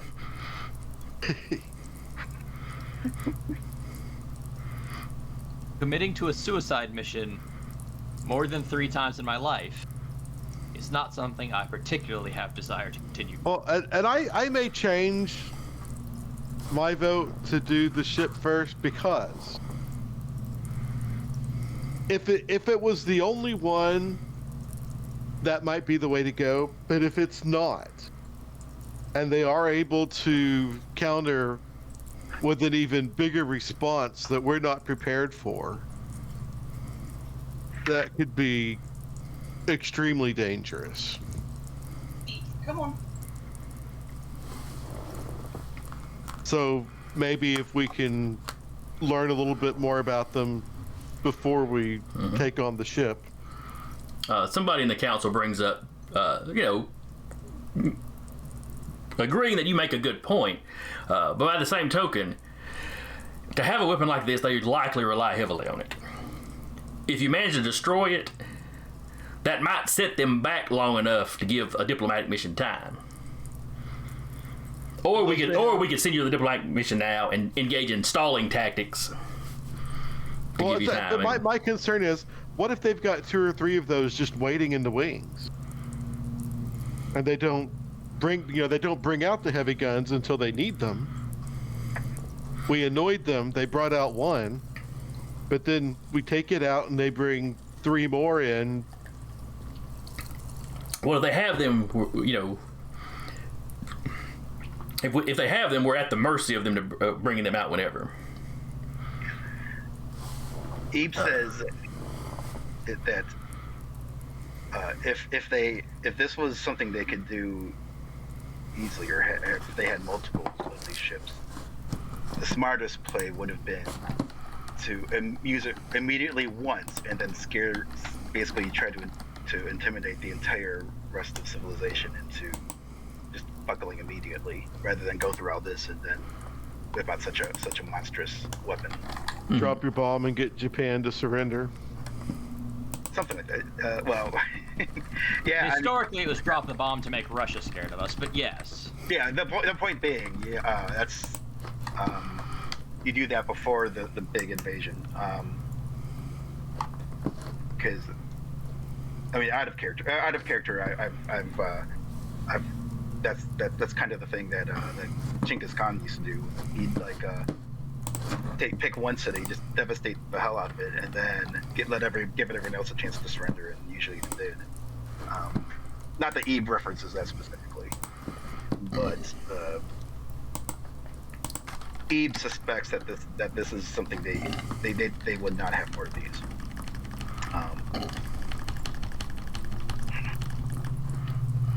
Ebe, I would say that as you all were talking about the potential for Ebe, just kind of like unleashing Ebe's cosmic abilities to just like, you know, to go toe to toe with the Gravity Buster. Ebe would definitely feel uneasy with that. I think Ebe would feel kind of uneasy with any kind of like large exercises of power, given recent discoveries about himself. But Ebe is full of hot air. Ebe is also full of hot air. Would Ebe admit, "Oh no, I can't do that"? Or would Ebe sit in the back of his mind going, "Oh crap," while saying, "Ebe will handle it"? Yeah, you know, that's true. We did establish early on that Ebe is the being that would live up to everyone's expectations of him, whether or not Ebe is actually capable of backing it up, because as a cosmic entity, Ebe just simply feels that, you know, that's kind of, or at least Ebe has learned that that's Ebe's responsibility to do. So you're right. He would not buckle down from that. He would actually, if you asked him to do it, he would definitely step up and. All right. Yeah. So out of character for a moment, players vote. Just so we can move on with this. Sure. You want to deal with the weapon? We will call it raid, or diplomacy. Careful. Oh, good. I thought there was fear that there was going to be a raid Shadow Legends joke in there somehow. No. Not unless they sponsor me. If they sponsor me, y'all are going to hear about it. I have no shame. All right. Taylor, raid or diplomacy? Raid. Curtis, raid or diplomacy? I think I'm gonna switch to diplomacy. I think. Okay. Mike, raid or diplomacy? Raid. Zach, raid or diplomacy? I will go with the wins and say raid. Well, all right. Should have made you vote anonymously. I will. Bloodthorn was the anonymous one, or was the diplomatic one, or at least Curtis was. Well, yeah, she would totally be in for the raid. But you know, the only advantage I see to diplomacy is we don't really know what we're going into with the raid. We might know more if we do the diplomacy first. But let's take it out. All right. And it's not like you're not going to get to do both of these in all likelihood. Right. And certainly, the ship would appear to be an immediate threat. It's like, man, we don't want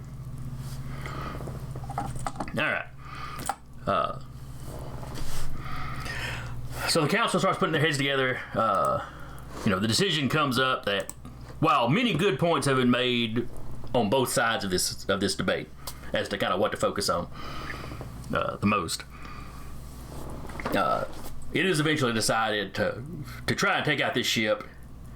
And even if they have more, they're likely not at the front line. It might take time to bring them forward. If they don't have more, this might throw them into disarray, buying time for the diplomatic mission. And for all we know, maybe that's how the smaller Nebula got them to back off. Well, a smaller galaxy, but yes. Yeah, on me. My bad. So a world along the border is selected. One that shouldn't be significant enough to draw the amount of force that Karlich drew.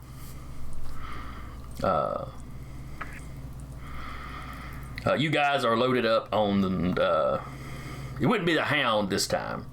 They have a it's actually a smaller craft, much more stealth gear on it. Pretty light on weapons. This is clearly merely an insertion kind of craft.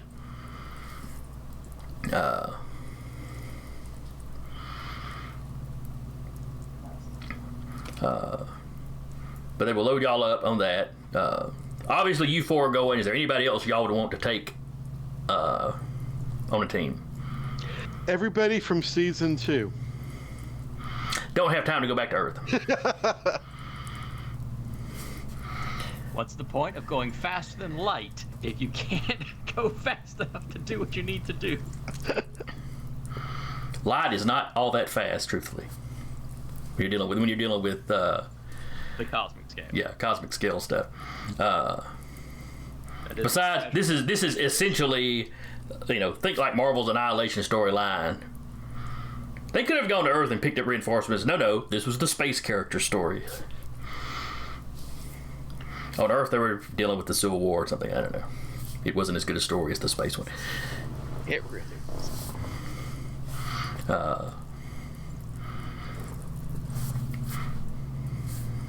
But is there anybody else you want to take to fill out your squad? Not just throwing extra bodies in there so you have extra shooty people or anything. I can't think of any. I mean, does Rudan want to die? No, Rudan specifically does not want to die. But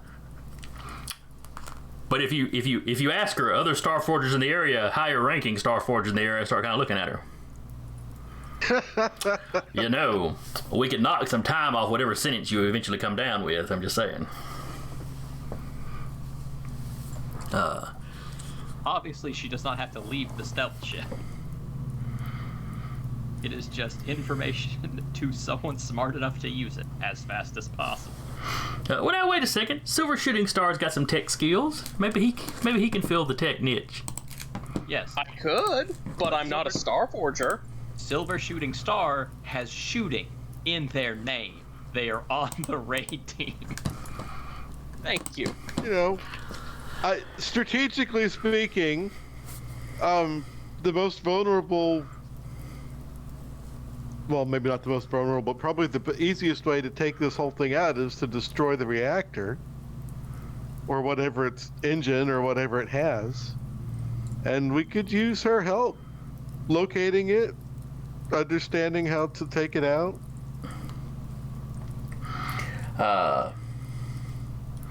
She does not seem super enthusiastic. But a day or two after you ask her, she sends you a begrudging sounding message saying she agrees to go. She has been forced to by her people. Exactly. Forced is probably more of a half truth. Yeah, it's more like we put pressure on you. Well, I don't want to do it. Well, then you can just fall away into obscurity.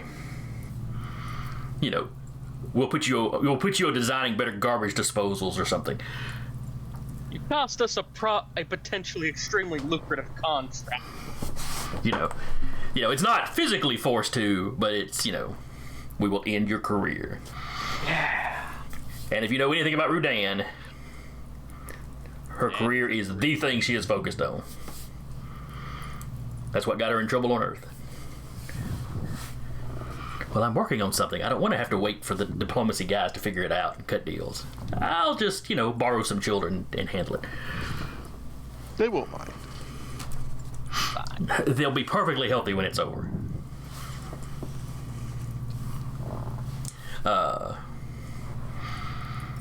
So you got it's you four and her as the tech specialist. she is capable of piloting a ship, so if she had to come pick you up or something like that, that would also work. She's not an ace, she's not a hotshot pilot, but so you get your team assembled. While you're doing that, the coalition is, trying to pick out what planet gets to be bait. Because there's every possibility that that whatever planet they choose will not survive. Yeah, this better work, or. So they wind up picking a planet that's pretty heavy industry, but largely automated. So there's not as large a population to have to pull out.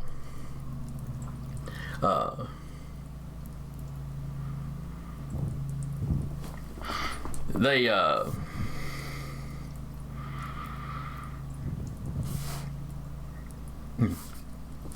sorry, I got a frog in something caught in my throat.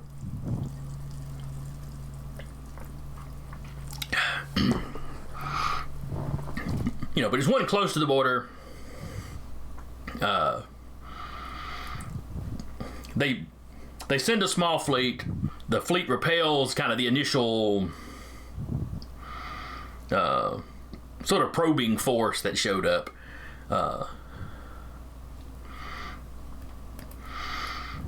And they don't immediately respond with the big ship. Our scouting party got run off. Well, that's the scouting party. But they send a larger fleet, capable, easily capable of matching the forces that were there. But the coalition has reinforced those forces.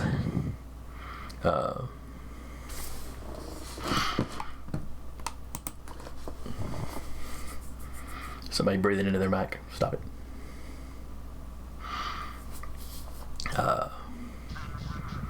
So when they have kind of a full-size force show up, there's a larger force of defenders. And in that meantime, they've been pulling civilians off planet.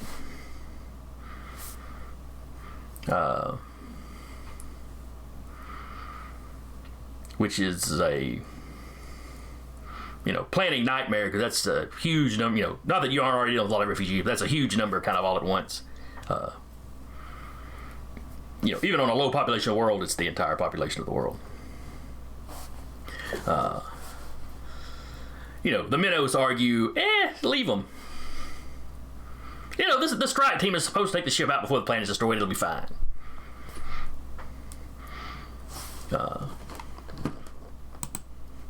While the Federated Systems refuses to go along with the plan if that's what you're going to do. And even the Singularity Coalition is they're speaking up, going, no, we need to get those people out of there. We're not really a voting member of this thing, but this is if you ask our opinion, if you're filling out the room, this is. But when they repel that second attack, that is when they insert you in the system. You're essentially in kind of the outer edge of the system.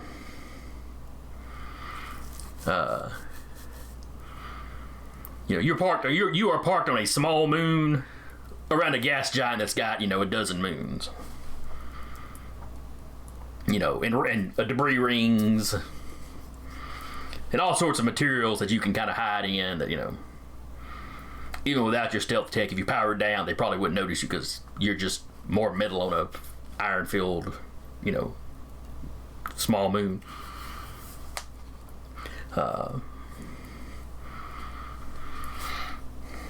Now, when this ship enters the system, how are you planning to get close to it? There's been lots of talk about how far Eve can stretch, and you've got this stealth ship. What is your plan to try to actually get to the surface or onto the ship? Or damage it from a distance? Or what is your strategy here?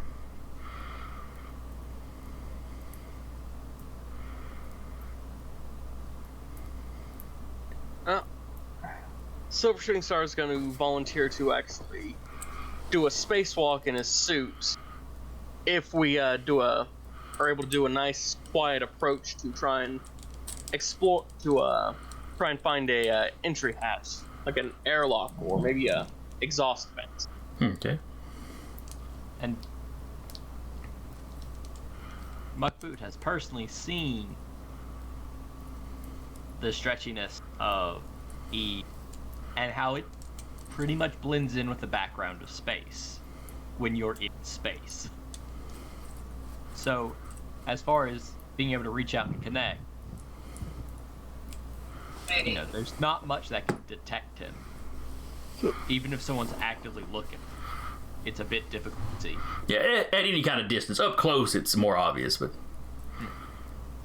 But on a ship the size of the moon, there's going to be a gap somewhere.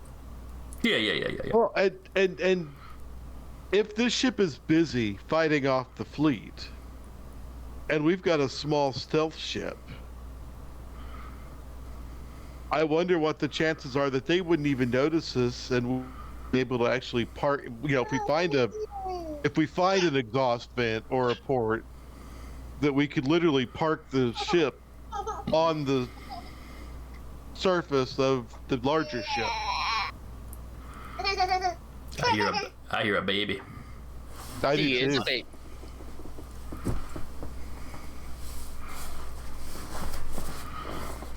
This is the downside of Zach not having a camera, is we can't see the baby.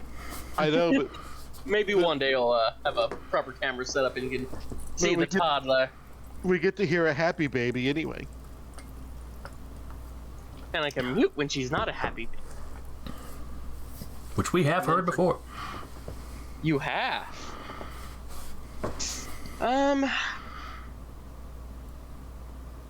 I vote in favor of E stretching and exploring the surface.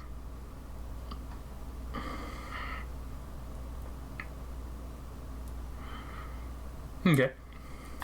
That could be done. Does anyone have any objections to that? Or you know, other strategies they'd like to throw forth? So, what surface of the moon we're hiding behind, or the actual planet that's being defended? Of the ship. Oh, right. The back. Sure. Oh no, that's a different ship. Okay.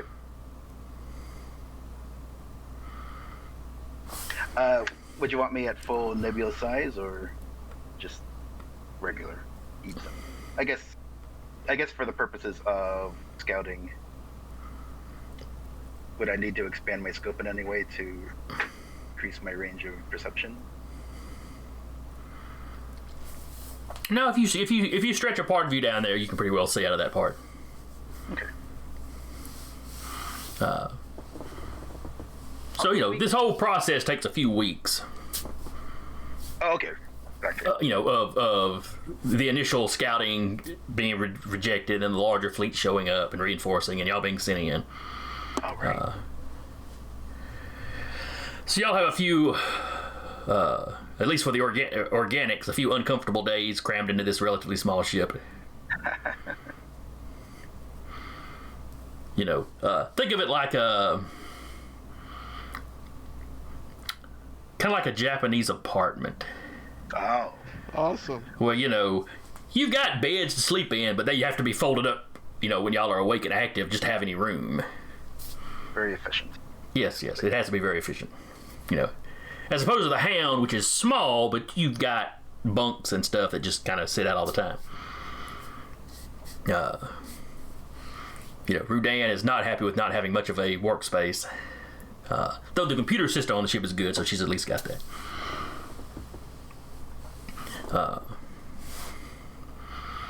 So y'all spend a few days like that. You know, you can, of course, go out on the surface, you know, put on a suit and go out on the surface of the moon to stretch your legs, but you know, you can't do too much exploring because you got to be close to the ship in case these things arrive. But eventually, the Urim fleet, or Hegemon, I think it's the part of their name, how I will shorten their name. The Hegemon fleet shows up. It's roughly the size expected. It's, you know, the two fleets fighting should be a fairly even fight. Because the coalition sent in more reinforcements after that second battle. And sure enough, you have this, moon-sized ship coming in behind it. And the ship is not... It's lots of kind of organic curves and so forth, but it's not like spherical. It's elongated with kind of a dome. The top is generally speaking kind of dome-like for the length of it.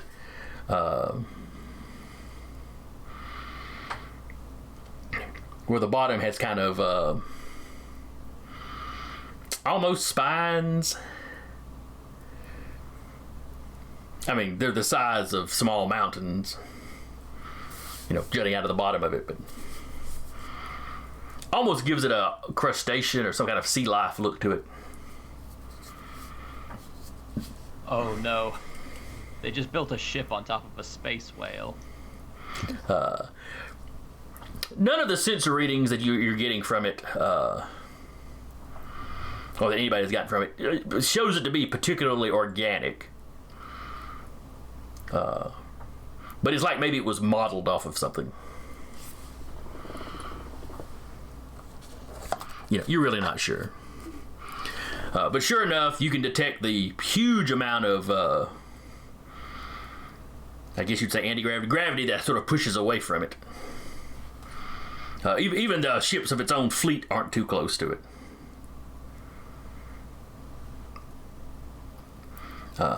But it passes by the gas giant that y'all are hiding in orbit around.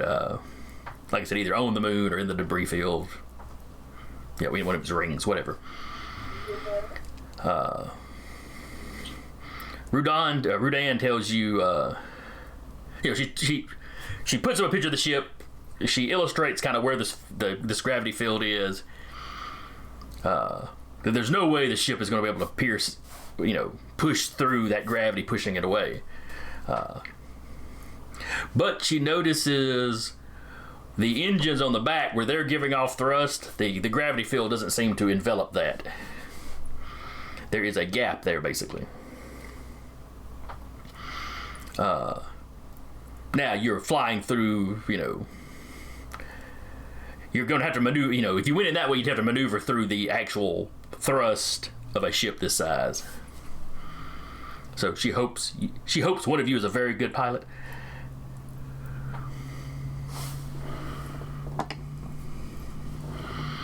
Or that Eve can be very precise as he stretches through,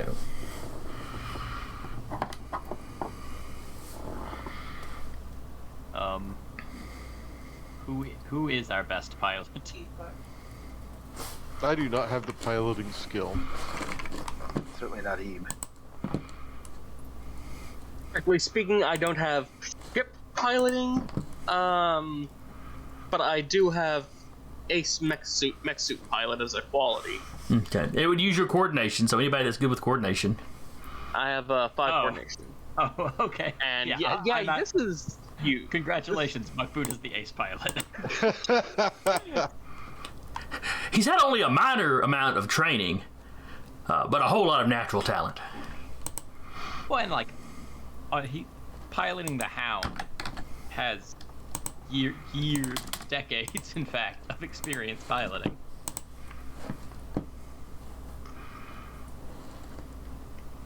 Oh yeah, I forgot just how high his coordination was. I knew it was freakish, but it is the highest it was allowed to be. It's the highest that can be reached by mortal man, or functionally a mortal man. That was the entire point of Mugboot. Was I want to put one stat as high as it'll go and see what happens. And what happened was he kills things in one shot a whole lot. It's where I feel like I realize now why we don't do this with a lot of characters. Yeah, the system is easy to min-max if you go into it looking to do that. Now, that being said, once you put him in physical combat with somebody hand-to-hand, he did lose pretty well. Yes. It's very hard to shoot him. It's very easy to relatively easy to punch you. Which actually reminds me of a buddy of mine that used to be what he'd say is, oh yeah, I always carry a gun around because I know I can't fight.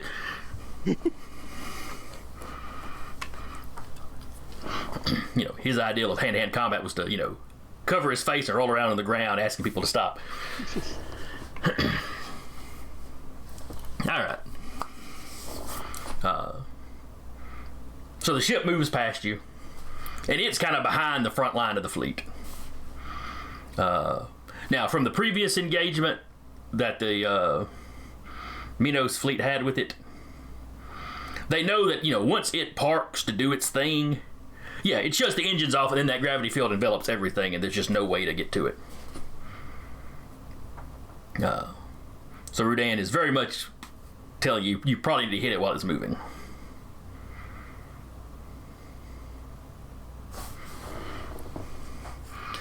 Do we have a plan other than Muck Boot's going to fly us into the field? Well, you're going to try, there's been the suggestion of landing the ship on it. There's been the suggestion of getting close and letting Eve stretch down to the surface of it. What are y'all actually wanting to get into? Here's a question. Does Eve have to worry about the gases of Eve's body igniting near the heat of the engine? If you got, the engines are separated, but, of course there's, energy flying out and all this. If you maneuver through and don't get directly in the thrust, you're fine. If you get directly in the thrust, that's going to do you damage. Will I be earning any determination points on the approach? Well, I don't know. Are you wanting some trouble? Because I can give you some trouble as you try to do this. I know you can. Anyway, I might need. I do only have one determination point, and I have suspicion I'm going to be needing to spend more than that to pull this off. But maybe we'll just figure out the approach first, and then I can decide if I want to blow up, as it were.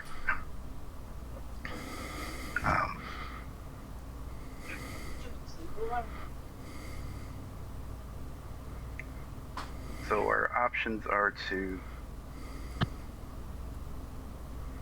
Are we thinking that my job is to basically just to expand to contain as much of the ship from within, and then pull my electromagnetic lessery stunt again?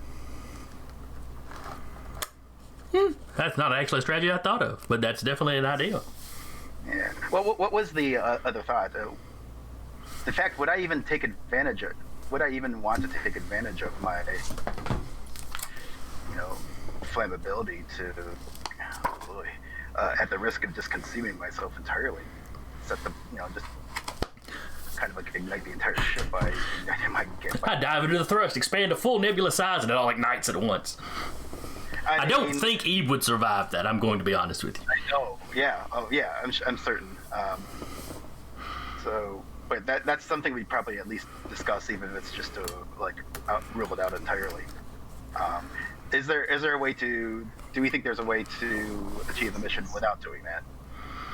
Well, if you get to the surface of it, you might be able to get inside, because obviously they'd have to have service hatches and stuff. Mm-hmm. Probably hangars or something. You might be able to land the ship on the surface. You might be able to stretch down and carry people with you. I think Silver Shooting Star can fly through space, I think. Yes, sir. My argument for landing on the surface of the ship is they might be able to detect us if we're, even if we're within the gravity field but we're not connected to the ship. They might say, hey, we're picking up this on our scanners.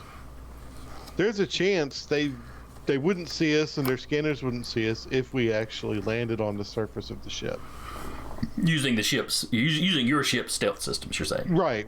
Gotcha. And we could land, hopefully, close enough to some sort of airlock that we can use to get inside. That's my thought. Alright, so what do y'all want to do? You want to go with Bloodthorn's ideal of landing the ship on the surface? Or at least taking it in to right at the surface? To take full advantage of its stealth systems? Or do you want to try to have Eve stretch y'all through the various thrusts? I like Bloodthorn's idea. Because, the stealth, taking advantage of the stealth, why not use it if we can? Alright, Taylor, Yeah. Zach? I agree.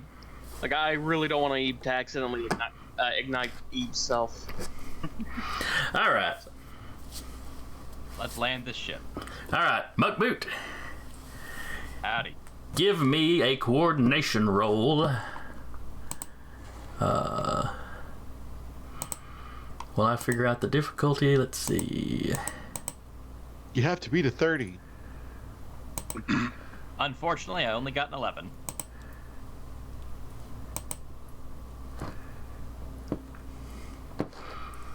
Alright, so you beat a 7.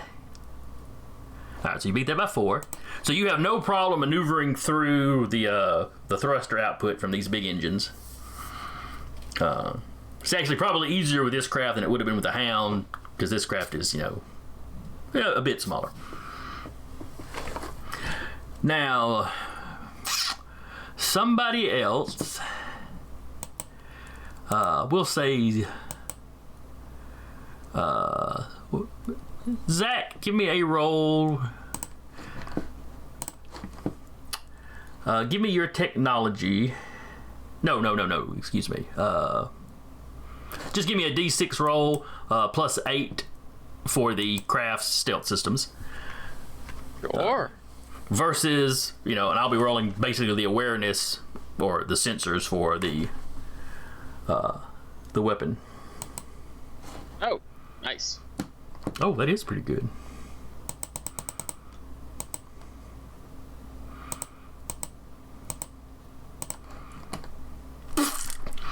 Okay, so you rolled a 6 on your dice plus 8. And whoever is manning the sensors for this craft, rolled a 1 on their dice. So you rolled max with a 14, and I rolled minimum with a total of a 9. So that's a massive success. Not that you would necessarily realize this as it's happening, but...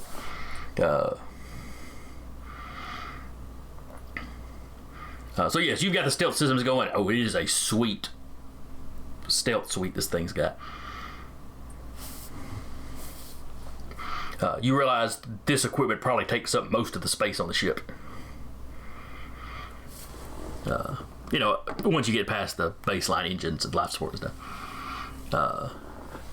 But yes, you slip in. The gravity field the ship generates doesn't really start until up off the surface a bit. Like 100 meters or so above. Which is still pretty snug given the size of it. But, the outside surface of the ship, it's large enough to actually have a little bit of gravity. But for those who can't really maneuver in space on their own, you probably still want like mag boots. Or the equivalent to kind of grip the surface. And there is enough metal in whatever material this is that you can attach those kind of boots to it.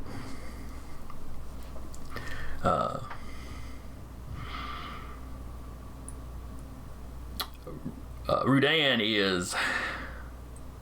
she seems torn. This is a magnificent megastructure. She'd really like to see the inside of it. But she really doesn't want to leave the ship. What has she done to deserve fate tempting her like this?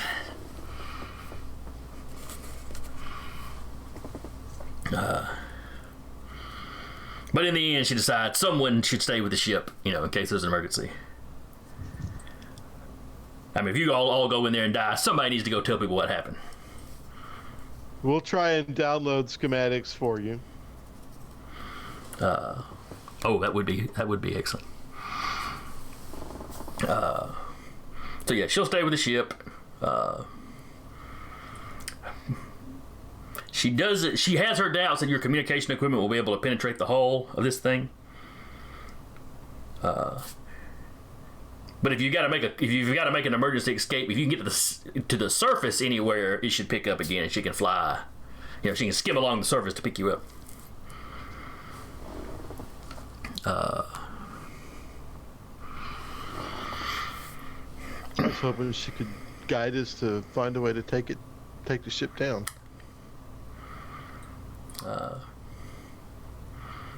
Yeah, maybe if you can find their communication equipment in there and use it some kind of way or something. I mean,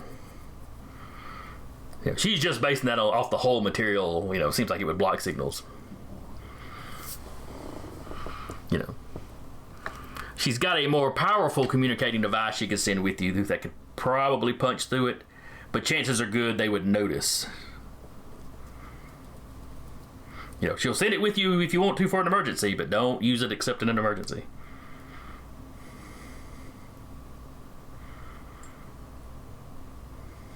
And she holds up to, you know, whichever one of you wants to take it.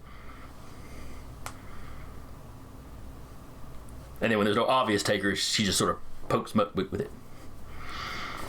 Who takes it? Please understand, I may also use this as an emergency distraction. Just don't use it until you want them to know you're there.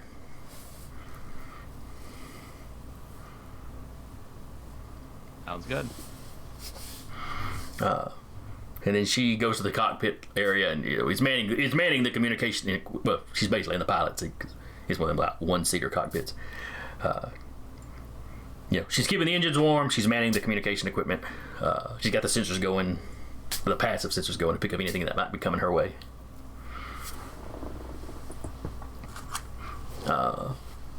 There are, of course, spacesuits for Muckboot and Bloodthorn. Silver Shooting Star and Eve, of course, do not need them.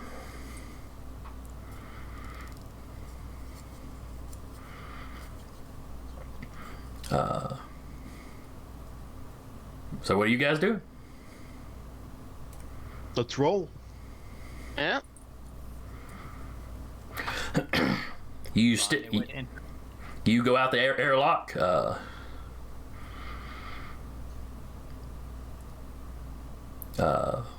You have to go out one at a time. Small ship, the airlock is small. Unless you wanted to vent the atmosphere out of the entire ship. Which it is designed to do in emergencies. So you could just throw the door open if you had to. You just have to stay in your suit for a few minutes while the inside filled back up. That might be a little bit rude to Rudan. You would want to give her a little warning so she can put on a suit first. Otherwise, she's going to be pretty bitter. So you'll get off on the surface. Like I said, the boots stick to the surface just fine. On your data pad, Rudan had downloaded the images she took of the surface as y'all were coming in. And she's kind of highlighted a couple of spots. That looks like that might be some sort of access. That looks like that might be some sort of airlock. Though, to be fair, the accesses would have to be airlocks of some kind. So.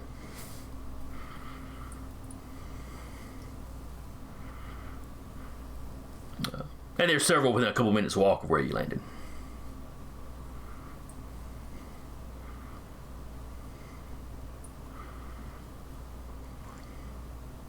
I say we check out the nearest one.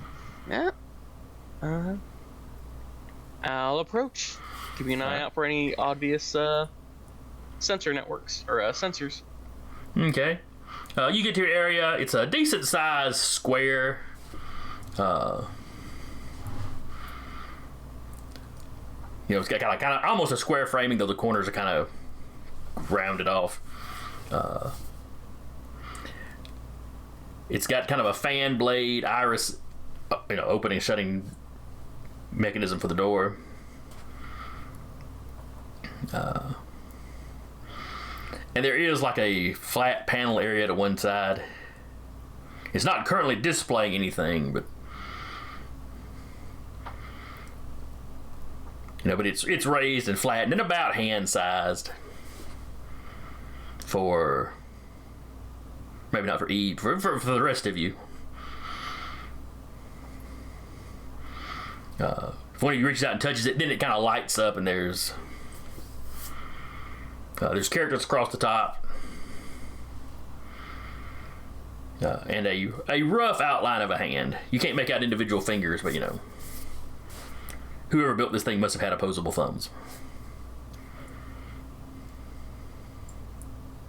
And you probably have to have the right hand to open up the... Although maybe not.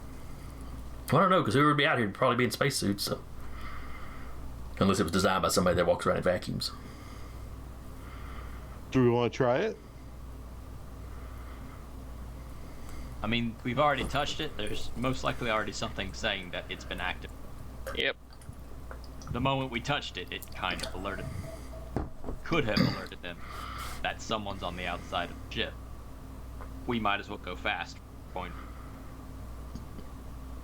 All right, who puts their hands on it? I will if no one else wants to. Yeah, I mean, I'm not sure, like, it would even pick up big metal hand. All right, so Bloodthorn slaps her hand down, space-suited hand down it. It lights up around her hand, and the hatch kind of irises open. And it eats your hand. All right, let's get moving. You know, it lights up. When the door opens, you pull your hand back, and the thing is still lit. And then there's like a bar's worth at the bottom that turns off. And a little bit later, another little strip turns off. Yeah, we better hurry and get inside. It's not doing this fast enough for you to feel rushed to get in, but clearly there's some sort of automated, closing mechanism. Yeah, it's got a countdown before it closes. Yeah, so y'all shuffle in there. There is essentially like ladder rungs built into the wall. The gravity is light enough that you can just kind of pull yourself along with them. The tube you find yourself in is, about as big as the hatch itself. It drops down into a sort of tunnel. When you reach the bottom of the tube, artificial gravity seems to increase. You don't fall with a thud, but you drift down to the floor fairly quickly. It's at least like Earth-Moon gravity level. It also gives you a sense of what's up and down in here. But there is no atmosphere in this tunnel.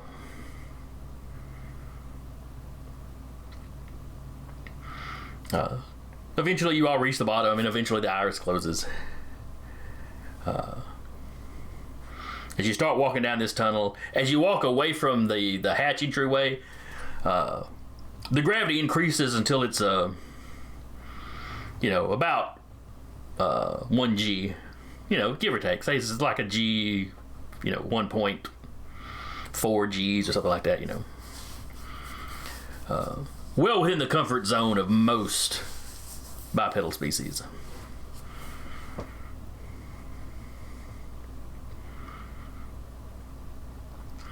As you go down the tunnel, you're seeing looks like airlock doors. It's like this is some sort of maintenance tunnel. They don't bother with atmosphere. And then to get deeper into the ship, you have to go through a more typical airlock setup. But this tunnel it just stretches forward until you lose sight.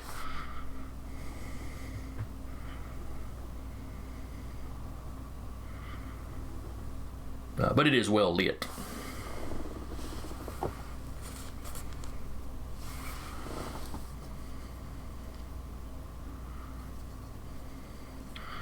Give me awareness rolls, if you would. Because you asked so nicely. And because you don't want to automatically fail.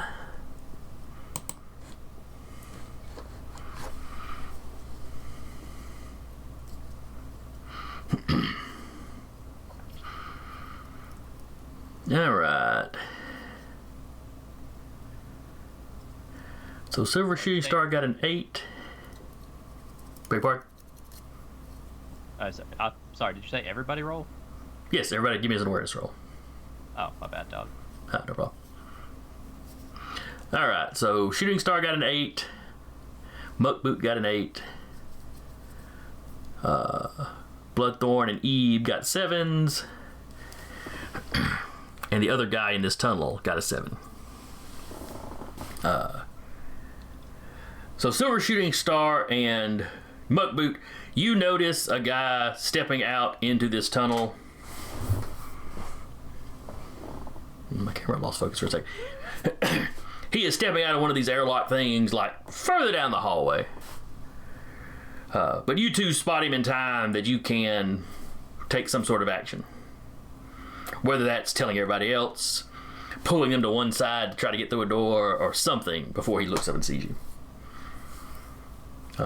Left to their own devices, even Bloodthorn will notice this guy when this guy notices them, basically. I vote signal and try to get out of sight, if possible. Okay. Well, y'all have y'all's little personal comms. Y'all can talk to each other. Yeah. You did lose contact with the ship once you got in here, though. It's all right. So y'all duck to one side. The hallway, or the maintenance tunnel side of these little airlocks. The door just springs open as soon as you tap it. There's enough room for all four of you to get in there.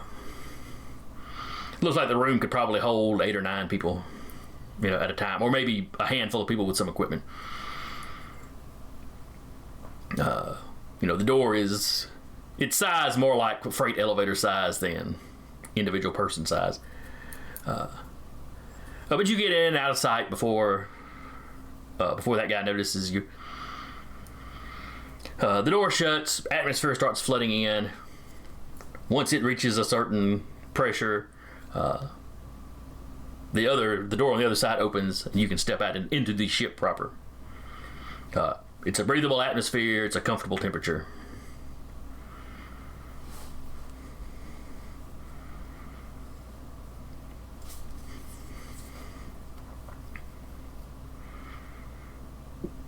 So, what does the interior proper look like? Like, what's the path ahead of us seem to be? The corridors and the walls all seem to be the same white material, or slightly off-white. The corners of the hallway seem to be where your light comes from. It's a very diffused sort of light, but everything in the tunnel is white, so a little bit of light really lightens everything up. And there's decorations on the wall. Basically, they're made out of probably some sort of plastics or synthetic materials. You could almost call them posters or tapestries or something like that. You see depictions of the various species that you've seen.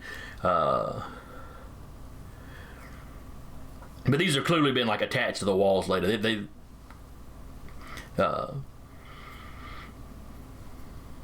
Where they're hung on the walls doesn't look like it's actually part of the original ship.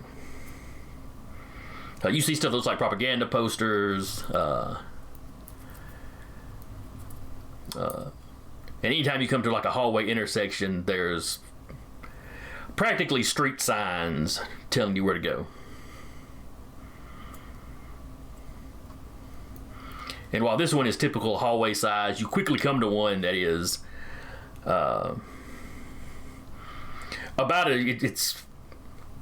of about a 4-lane road, and that's about how wide this thing is. And taller, because you're talking about a ship the size of the moon. You're going to have actual vehicles running around inside this thing. And while the tunnel you're walking in, you haven't seen anybody else yet. As you approach this road, you hear vehicles pass by every now and then. It's technically a ship. You might as well think of it as like an city, like an indoor city.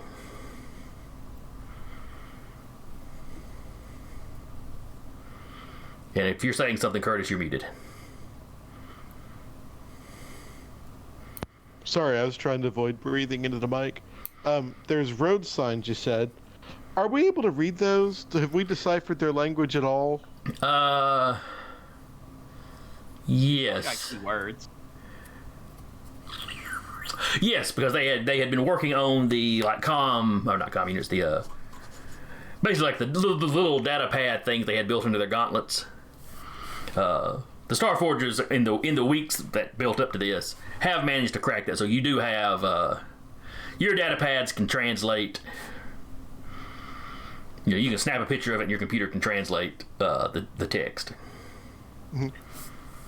Well, my thought is commandeer a vehicle and see if we can track down the reactor, unless you all have something else in mind. That sounds like an excellent plan.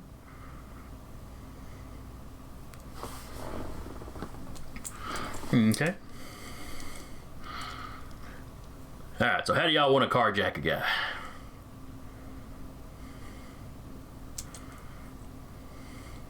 Alright, who has the best legs, and do any of us have a dress on him? Well, I was about to say, we ditched the spacesuits and you know, change into our sexy James Bond skivvies. Because, you know, that's how these things work, right? I'm looking for a stop sign. Okay. Yeah. That sounds like a better plan. I'm looking at something that is regularly stopped at, but does not appear to be a camp. All right. Sure enough, there are essentially road signs on the road.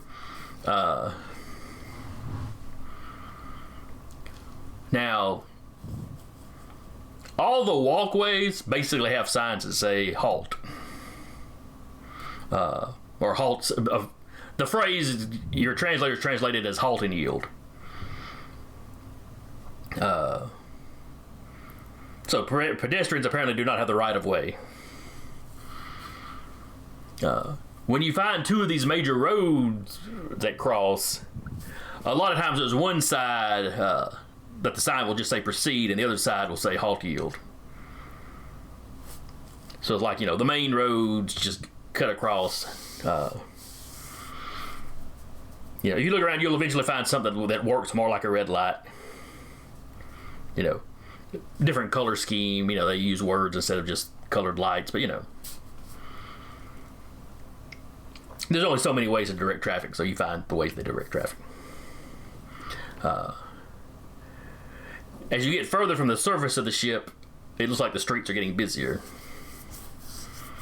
And you're starting to find, you know, doorways to...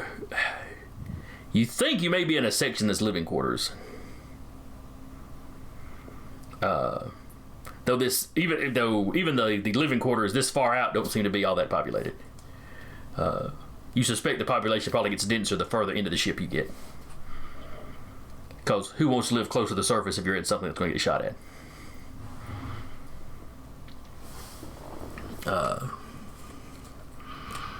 Now, I'm assuming you've been careful. You're being careful about being seen so far. Right.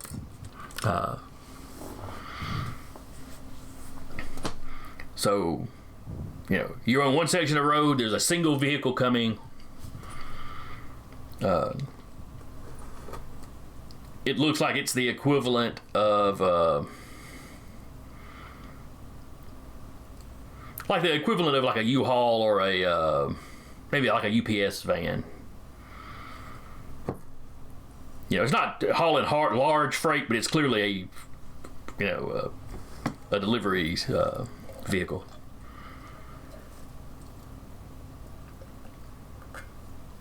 And it is hovering rather than, you know, on wheels or anything.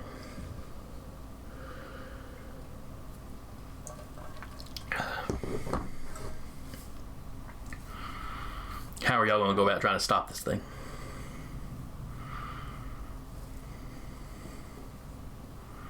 Well, chances are I'm much, much faster than this thing.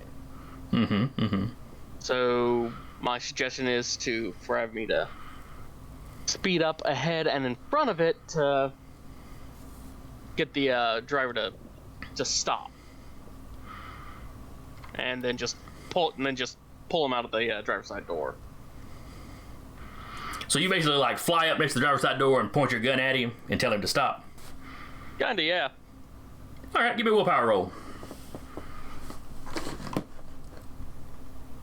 And I would like to tap Repentant Space Pirate to pull on some of my past experience threatening people. I know how to do this. Trust me, guys, this is not the first time I've poked my gun in somebody's face and made demands. I'm just saying.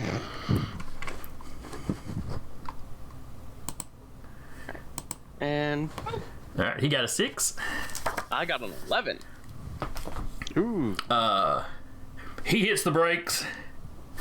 He throws his hands up. You know, and your universal translator's handling the language fine. He climbs out. Hey, don't shoot me. I am just. I just work in the quartermaster's office, or work for the quartermaster's office. We can't let him go to sound the alarm. Oh no. Here's what he's gonna do.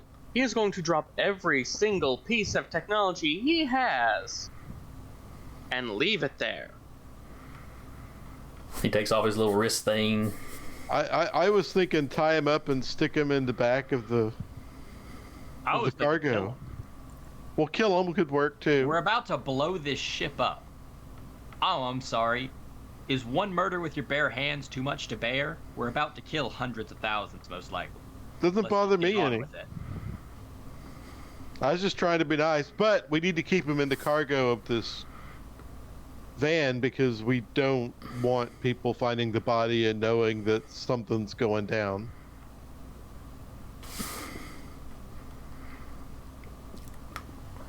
He's starting to look a little panicked at this point. So, do you want to be a prisoner of war, or do you want to be a corpse? The choice is yours. I'll take prisoner if I'm given the option. Alright, tie him up, toss him in the back. Oof.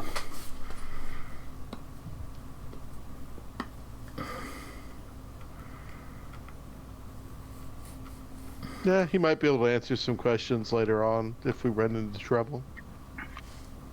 He goes, yeah, I can be useful. That's my general thinking. Let's get a move on with our 5 minutes left. All right. Y'all pile into the truck. Give me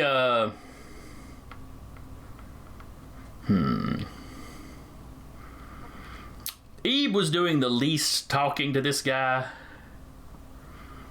So Ebe, give me an awareness roll.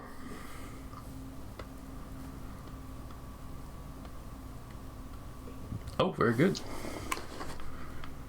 Makes a good time to roll well. Another vehicle comes speeding around a corner.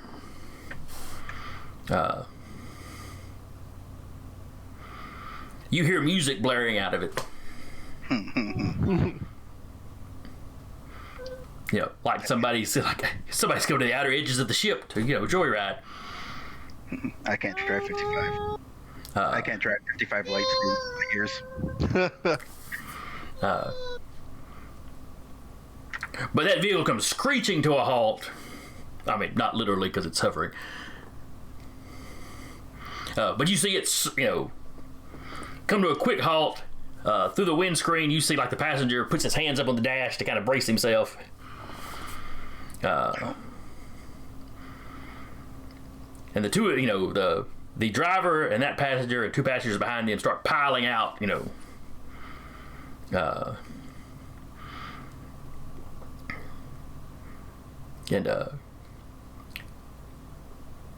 three of them have like sidearms they start going for.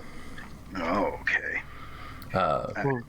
Maybe they're MPs, or maybe they're just the regular soldiers and then they walk around armed here. Yeah, what are they dressed like? Are they in uniform? They are in uniforms. It's a different uniform than what you have seen from the soldiers you fought before. But this is a ship. Maybe this is the Navy uniform. It still has a military look to it. Yeah. I'll let everyone know that we've been spotted by hostiles.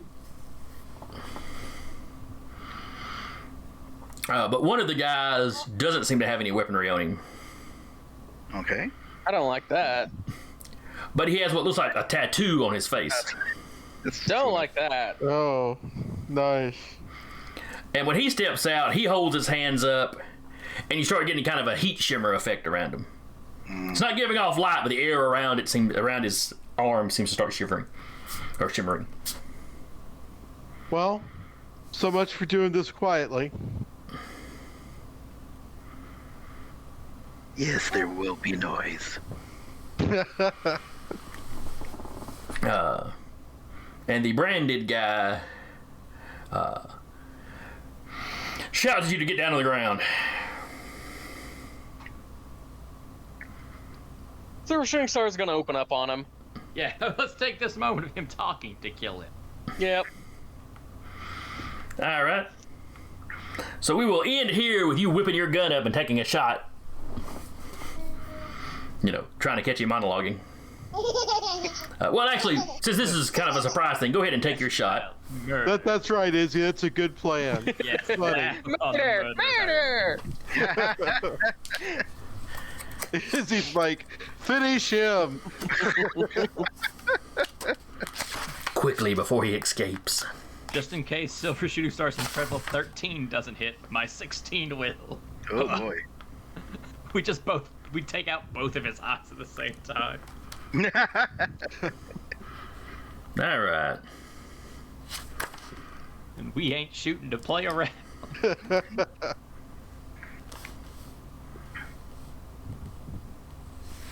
Let's see.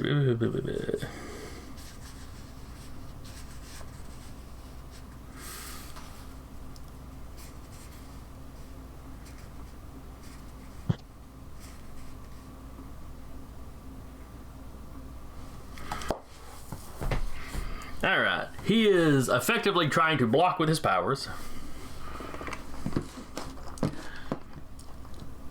Basically, with that shimmer was around his arm, the shimmer kind of spreads out in front of him. And attempts to diffuse the plasma and or whatever else you're shooting at him. So he'll have to defend against both of you.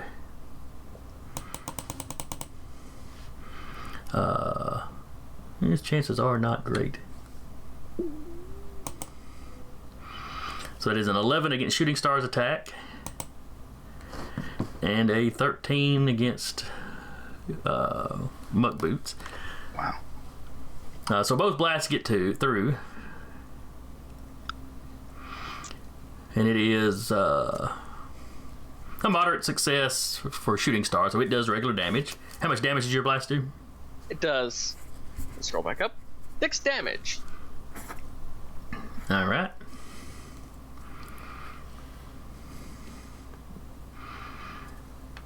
And Muck Boot, you got a major because you beat him by 3. How much damage do you do? 6. All right.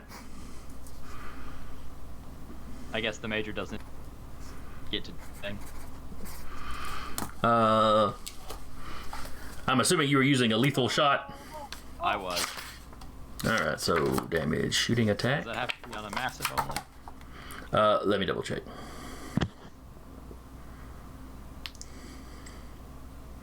Oh, All right. tiger attack. Oh, that just tells me what to do once it's reached a killing. But yeah, I think.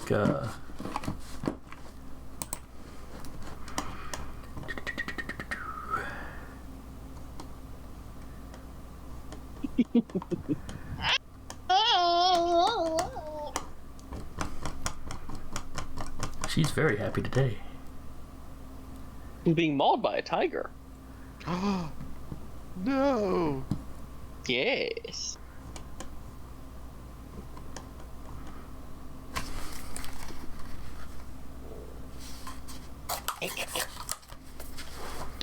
Alright, trying to find where it says for sure.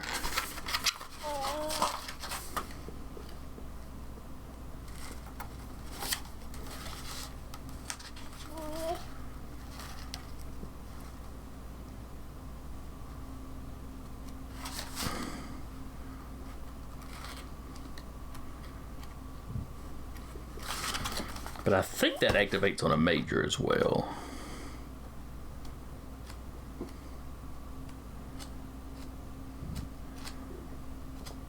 But I gotta find out which section that talks about combat that it's actually listed in.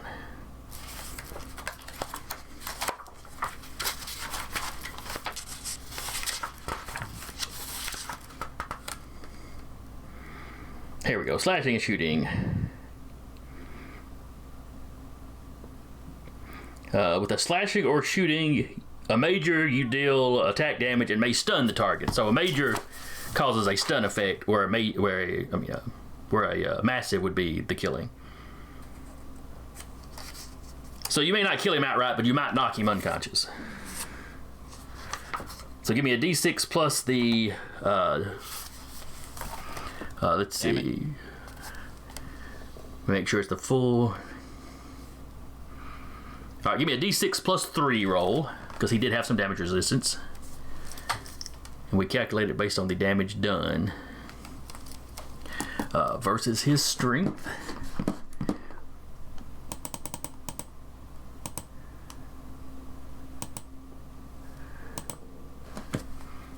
Alright, so he rolled a 1 on the dice. He had a strength of 4, which, is respectable. I had But 8 total on the roll. You beat him by 3, which is a major. So his stamina drops to 0 and he is rendered unconscious. So he blunts your blast enough that, it doesn't kill him or do any lethal damage, but he does go flying back and hit the ground. So we will wrap up there with that guy hitting the ground and a panicked look on the other 3 guys that are with him. And we will cut off here. Your prisoner also has a panicked look on his face. So I hope y'all had fun. I know this was almost, it was role play and some planning, but I had fun with it. You now have some information on the forces arrayed against you. And for the next session, we'll be like, you know what? We don't need 4 prisoners, so let's have tryouts. Oh, man. We give everybody a sharpened stick, and whichever one of you is left standing is our prisoner. Are you sure I'm not running Necessary Evil again? Because this sounds like a Necessary Evil sort of thing to set up. It's a little bit dark, even for a group that's pretty okay with the corpses on the floor. It is dark in outer space. We are about to blow this ship up. Or disable it in some way. The aspect here is we are about to kill a very large number of people. Don't be okay with that just because you're not physically watching. That's fine for Muckboot, who is a soldier at heart. Now I think about it, none of these characters are exactly superheroes at heart, And a pirate and a warrior queen who drains people's stamina to kill them. Mostly that stuns them. Mostly. And a child of thing that destroys the planet. We don't have to be conscientious here. Fair enough. It's just, the difference between, blowing up a ship and running a death game before we blow up this thing. I can just see now.